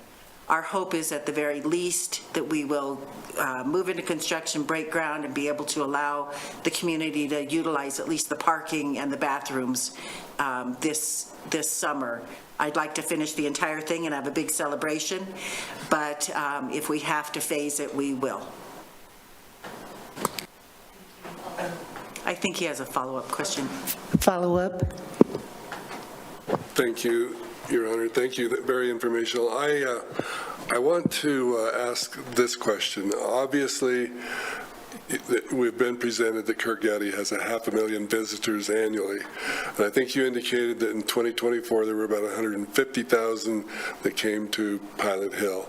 Once this project is completed, what do you anticipate those numbers of visitors to Pilot Hill to be? Or is that just to be determined for the future?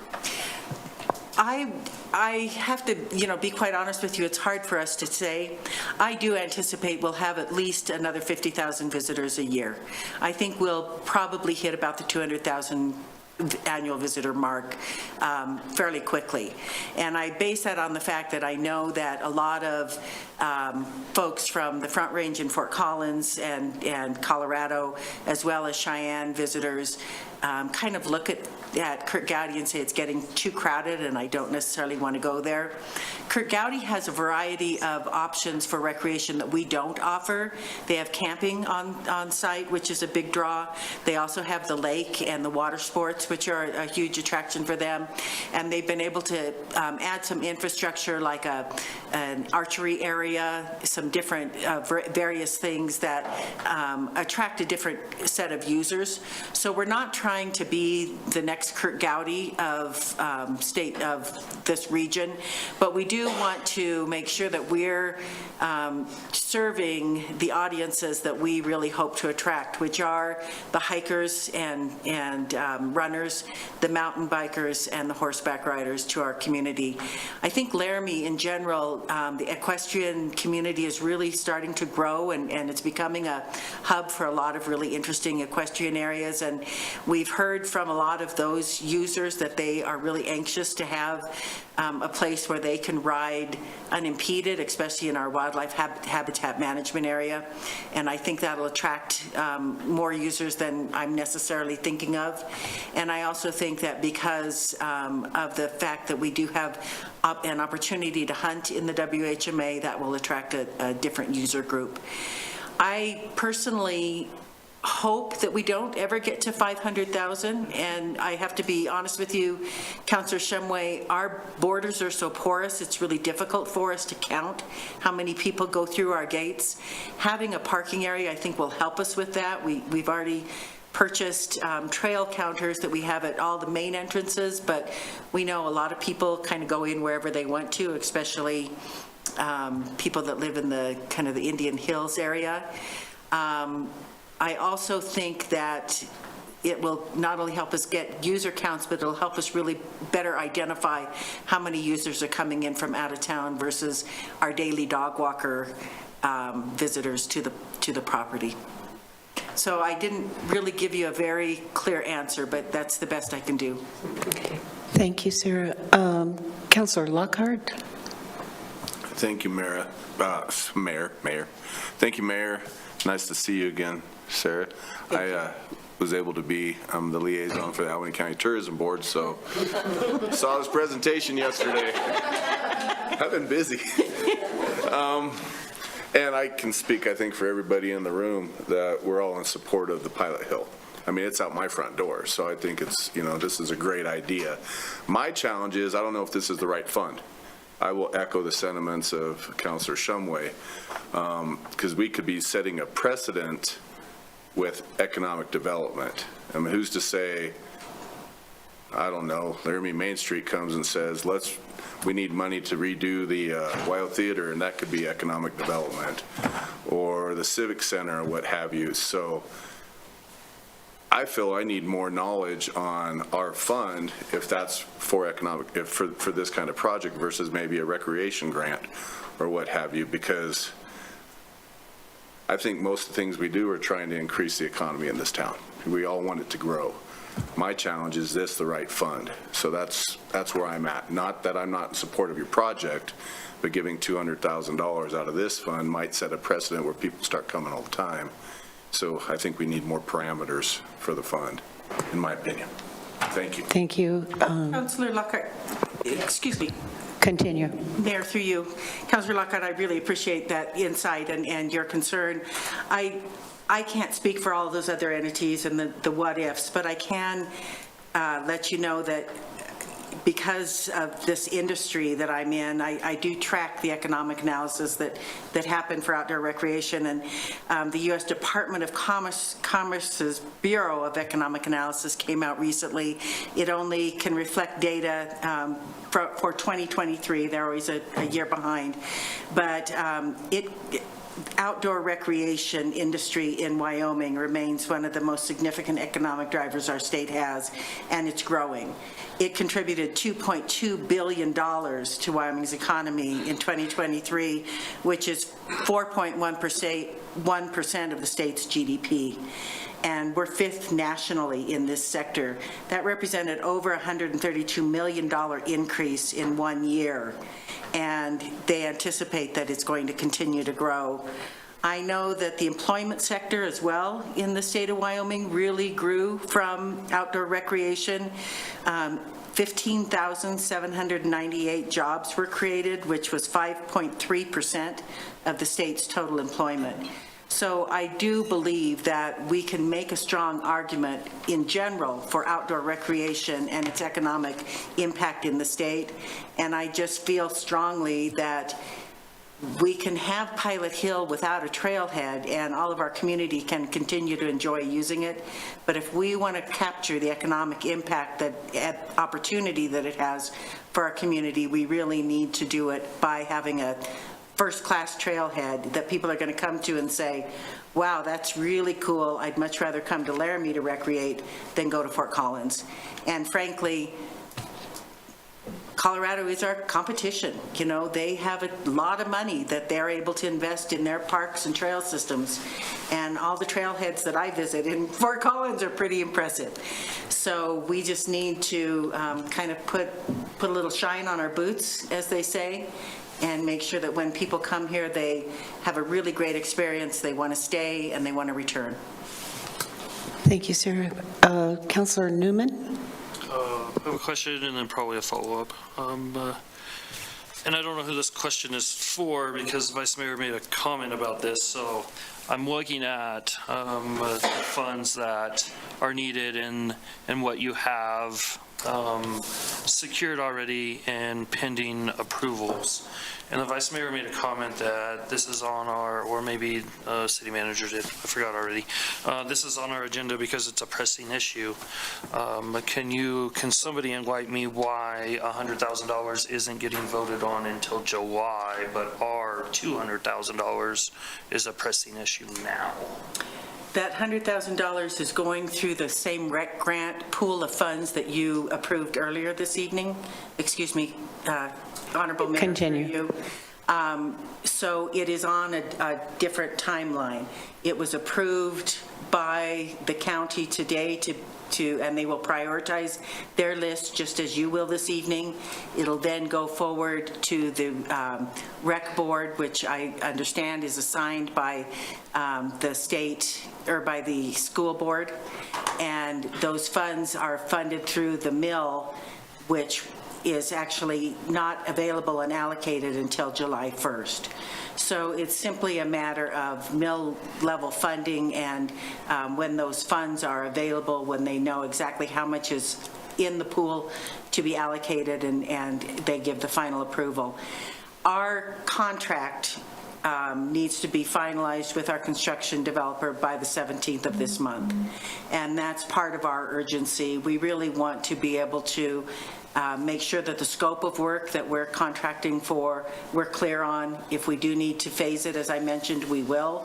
But we'd like to try to get as much of the scope of work done this summer as possible. And so we are on a timeline. I can't say that it wouldn't wouldn't break us if you choose to not vote on this evening, but it allows us the opportunity to really make sure that the scope of work that we're wanting to contract includes all of the asks that we possibly can have an answer on. Follow-up? A follow-up, because I already knew the answer, was that 100,000 also isn't guaranteed. So if we do vote on this and it does pass, I wanted to make sure that you had some sort of steps, right? Now, for me, I think this isn't an economic development fund either, because and I'm going to use your own words against you, and I apologize for this. It's hard for me to say. Were your words how much this would bring in?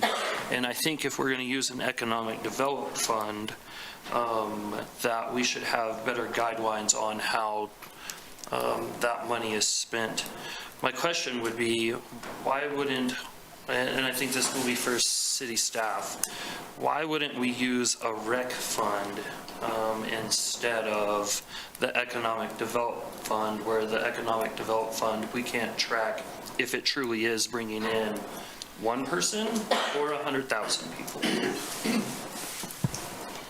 I will hand it over to city staff for sure. I just want to clarify, I hope my comment was clear. I was saying I couldn't exactly say exactly how many people it would increase. I do believe that the study shows 45,000 potential. But city manager? Thank you. So to your question, Councillor Newman, through you, Mayor Cumbie, why would we not use the recreation fund? Well, because the monies in our recreation fund are not earmarked for this type of use. The monies in our recreation fund come from the Albany County Recreation Mill, which you discussed previously this evening. As that mill or property tax money is allocated to us, just like it will be to Pilot Hill, we segregate it into a separate fund with a specific allocation for each of the projects that was approved by the Albany County Rec Board. So we're really talking about the same group of money. It's just once it hits our books, we account for it separately in a special revenue fund as a specific appropriation by project. I also, just if I can piggyback on that, because I think I heard Councilmember Lockhart talk about recreation grants. The city doesn't provide any form of recreation grant. We facilitate the process with the Albany County Recreation Mill, as you heard Director Bork talk about this morning. We contribute to that with a lot of in-kind staff support. We're also facilitating the process, so we're contributing to it, but we're taking money from the rec mill as well. This county's been really great historically in sharing the recreation mill monies to support recreation across all entities, city, county, Pilot Hill, and the Albany County School District. Councillor Vigil, did you? No. Councillor O'Doherty. I want to clarify, I think this is a perfect use because the fund was established, the balance exceeds 1 million. People or groups like Tri-Hydro are paying, we built a building, they're renting it. The money that they are paying is allowing this grant or this fund to grow, right? Am I correct that the fund has grown? And what a perfect, I'm looking at Mr. Riddle because I'm pretty sure he's Tri-Hydro, but also the Tri-Hydro people are really active in our community, and I mean active, all the bicycling and all the, all this recreation stuff. So to me, it's a perfect marriage of what that fund was meant for, to pay forward. So we pay for things and then they accrue money that we can use to bring more money in. And I just think it's perfect. So I'm all for this. Thanks. Vice Mayor. Thank you. I've got just questions right now, or should I hold tight? I have seen a combination, so I would invite you to question or comment. First, I have a question, and that is, Sarah, have you started advertising, or do you have plans to start advertising Pilot Hill? We've done very soft marketing of Pilot Hill. We can't help but the word is out. There was a great article in Outside Magazine touting the trails and the fact that you could start in Laramie and ride 100 miles and end up back in Laramie. I've tried to not get ahead of our skis, as they say, and publish this too broadly because I really wanted to protect the landscape and our community and make sure we had the infrastructure in place to manage the people that are going to come. And yes, we will definitely market it. And we'll also, really market the opportunity of a new place for events and functions that I think will be attractive. Thank you. Thank you. Councilor Bowling? Thank you, Mayor. And thank you, Sarah. I personally don't need to be convinced that this is an economic driver. I think knowing that the $400,000 is secured from the county EDF speaks to that. I think the feedback or the questioning that councilors on the dais have been hearing from the public are about clarity inside of what evaluative metrics the city is using to determine if this qualifies as economic development. And so I think maybe that's more a question for the city manager. But the feedback that I'm hearing is about understanding and getting clarity on the process on how that designation is made, and whether or not there needs to be a clear or amendments to whatever evaluative metrics are being used currently to arrive at that determination. Thank you. Councilor Freed. Yeah, thank you, Mayor. Thank you, Sarah and Pilot Hill folks for presenting a really informative presentation and also just a huge benefit to our community. And I think, like Councilmember Shumway said, we all support Pilot Hill, I think, on this dais and beyond. Where do I start? I think I'm in full support of this project for a variety of reasons. I've heard from members of the public on both sides of saying, I don't know if this is a good use of economic funds. I think the city's done a really good job, back from Director Wade at the start of this meeting, describing a little bit of how these funds are generated, what they're for, where that money comes from. I think that was really insightful, and hopefully the public thinks that as well. I think there's plenty of things that Pilot Hill could do, and I'm sure we could ask Sarah, and maybe I will at the end of this, to talk about, how we could track people coming in. Pilot Hill's partnered with a ton of organizations that I know personally in the university to track trail counters, who's coming there. So I don't think it would be a far reach to see down the line if we want to see who's coming in that parking lot from out of state. I think we could probably figure out a way to have a volunteer or Pilot Hill to generate numbers for the city in a year to say, after this was built, how many folks from Colorado or out-of-state plates showed up at our parking lot. And then I don't think it would be a stretch to assume that they either got gas or a coffee or a hotel room or dinner. So when we think about economic development, it's also community well-being as a part of economic development. This serves such a good purpose for our community and also generates income, or would generate income and revenue for our community. I don't know of a better economic driver than that, where it benefits our populations here currently and also generates income from other folks coming in. So I guess I could go a lot more, but I just really appreciate it, Sarah. And if you wanted to, if you had any ideas, if the council was curious on how we could get these data-driven metrics, like Councilman Bowling said, do you have any ideas down the line of what you could do to maybe report out and say, here's folks from out of our community that came here, or anything like that? Sarah. Mayor, through you, Councilor Freed, we anticipate not only putting up a car counter, which is similar to a trail counter.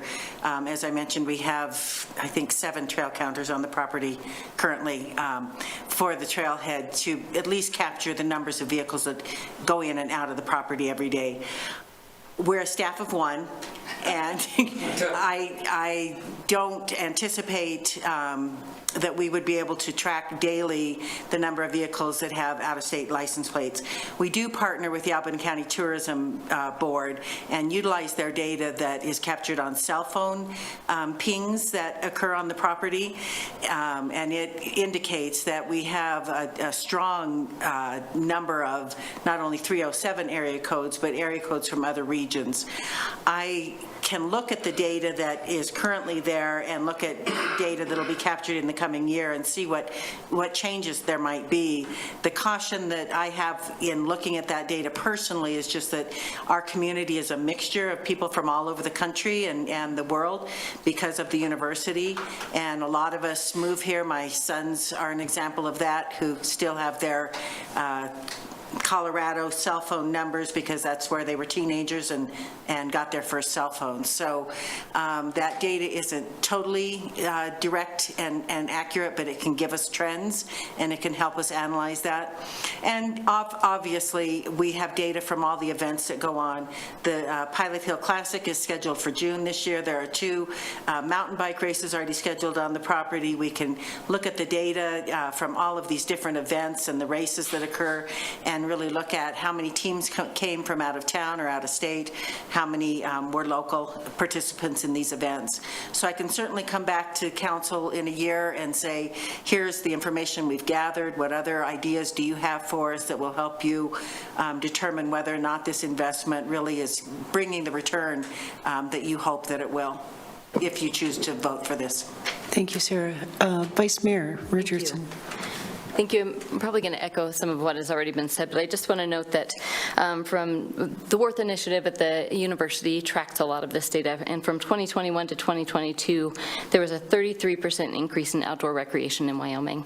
Sarah already mentioned the 2.2. It's the state's second largest industry, and in their Worth Initiative's rec report for the state, they highlight Pilot Hill specifically and note that it supports economic development. So I think all of those things are really a huge part of it. We're seeing an outdoor rec management degree program at the university. So these are all, the state has recognized this as economically a big part of what's happening, in my opinion. And I think actually what I think is kind of cool about using this economic development fund is that we can start to look at different and unique things. And we might get some proposals that are a little out there, but because we as a council and a body get to say yay or nay to those proposals, like bring it on, show us, like, I don't know, I'd like to see what other folks have for ideas for economic development. And if we think it's way off base, then we say no. I am also fully in support of this. Councilor Freed? Yeah, thank you, Mayor. Councilor Richardson, you took my comment, but I'll extrapolate a little bit. I know a question is posed on council here, if we award this, what precedent are we setting? But we're deliberating on what the merit of using economic development funds are right here, and that's what we should do. If we get 100 people asking for funding in our community, isn't that a good thing? And then we get to decide, based on, as elected representatives, how that money should get spent. So I think that's the whole purpose of us giving money back into our community. So I don't think that would be a bad thing. And so, if we set a precedent, this is also to be recognized as a one-time grant, and it's a unique opportunity. So I don't think we're, in my opinion, risking setting a precedent that we can't come back from, or we can't deliberate and have a healthy discussion to decide how to best use the funds in our community. Thank you. Councilor Vigil. Yeah, I mean, I agree with a lot of what's been said, and my parents are from Laramie originally, and they kind of had 3 options for retirement, and that was Laramie, Cheyenne, and Fort Collins, or somewhere else on the North Range. And they chose Laramie in part because of our recreation opportunities, in part because of Pilot Hill. So I think this is a great opportunity for us to look at, not just like, we're always talking about young people staying in Laramie and staying in Wyoming, but I think the recreation opportunities in Wyoming are a good chance to bring people back home to retire as well. And so I think this is great. And, to Vice Mayor Richardson's point, I think that it is a unique opportunity to use our economic development funds for this. And maybe in the future, it does open that up for some wacky ideas, and we can talk about that when that time comes. But I feel really strongly about this and support fully. Thanks. Thank you. Councilor Lockhart. Thank you, Mayor. Again, you don't have to sell me on the idea. I just want to make sure we can all agree that this is the right fund to use it on, because I think it definitely is going to help our community. So I just want to make sure we're making the right decision with $200,000. Thank you. Thank you. City Manager. Mayor, I thought I might share this with council just to kind of help with your discussion. As we publish for the public, the purpose and intent of the Economic Development Fund, I'm going to read from you so you don't have to look this up, but this is how we describe the Economic Development Fund and the uses that are permissible therein.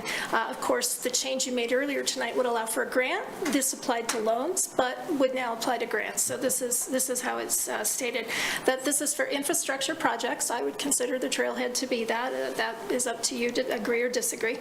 Infrastructure projects, business incentives, and workforce development initiatives that allow the city to catalyze growth, attract new business, expand existing business, and foster innovation, ultimately boosting tax revenue. We also publish to the public every year that we do appropriate placeholder funding within the Economic Development Fund for expenditures that might become necessary during the year and that are unforeseen at the time that you adopt the budget in early June. And we do that very purposefully, and as we state here, to maintain flexibility so that the city can swiftly adapt to changing economic conditions and seize emerging opportunities.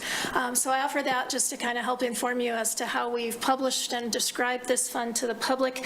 I did also want to mention one other thing, and that is we do allocate general purpose tax revenue to our economic development partners through our fee-for-service agreements, as well to our outside partners. I was asked earlier today, and I forgot to mention it when I opened up this conversation, I was asked whether Pilot Hill has received community partner funding from the fifth penny or general purpose tax. They have not. So this would be new for them. And the other thing I want to mention is I want to clarify, Sarah's right in correcting me when I said that Pilot Hill is wholly outside of the city, except for the trailhead, is what I meant to say, which of course is within the city. And so I wanted to assure you that Pilot Hill has worked with your planning office, Emma's still here, to make sure that they meet development codes and requirements for the trailhead. So I'm done. Thank you. Thank you, City Manager. I'd like to go to the public for any further comment, any comment on this item. Yes, if you'll please state your name for the record. I'm Keith Riddle. I'm a member of the Pilot Hill Board. As you've heard, I've been a Tri-Hydro employee for 30 years. Mayor Cumbie, members of the council.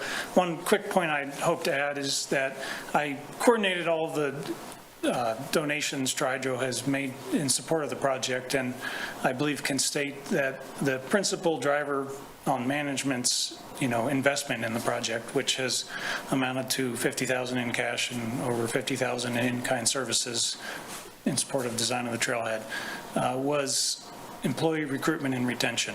I've been engaged in hiring for decades for Tri-Hydro, and the more infrastructure that we have that is attractive to professionals, it's sort of a perpetual motion machine. When you want businesses to locate here, the more infrastructure we have that's attractive to their employees, the more we're able to bring in businesses. So thank you. Thank you, Mr. Riddle.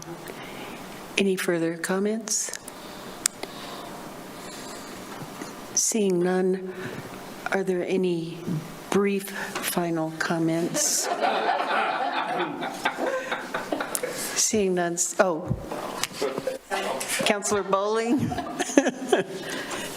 Thank you, Mayor. It's not necessary, but okay. I use this trailhead almost every day, and I just hope that these improvements will make people be more responsible about cleaning up after their dogs. Thank you. Thank you. City Clerk, if you can call the roll. Oh, Councilor Shumway, I'm sorry. Well, I'll be brief. If I had a multiple choice question and said, is Pilot Hill funding A, economic development, B, recreation, or C, other, I would say it's A. I'm going to support this because I think it does have an economic development piece to it. I think we can do this in good conscience. I can do this in good conscience because great presentation. I can see that it does have an economic development opportunity. I think we will grow into this, and anything we can do to enhance the economic base for Laramie, I'm going to support, and I see that this is something that is growing and successful, and so, again, in my mind, it's recreation, but I'm going to support this economic development piece of it because I think we can. Thank you, Counselor. Counselor Newman? Ditto. Okay. Okay. City Clerk, can you call the roll, please? Bowling, Yes. Freed, Yes. Lockhart, Yes. Newman, Aye. O'Doherty, Yes. Shumway, Yes. Behill, Yes. Richardson, Yes. Cumby. Yes. That's 9 yeses and 0 nos, Your Honor. That motion passes. Okay, so last on our agenda, are there any public comments on non-agenda items? Seeing none, are there any considerations of future council work sessions? Seeing none, Counselor O'Doherty. I move we adjourn. Second.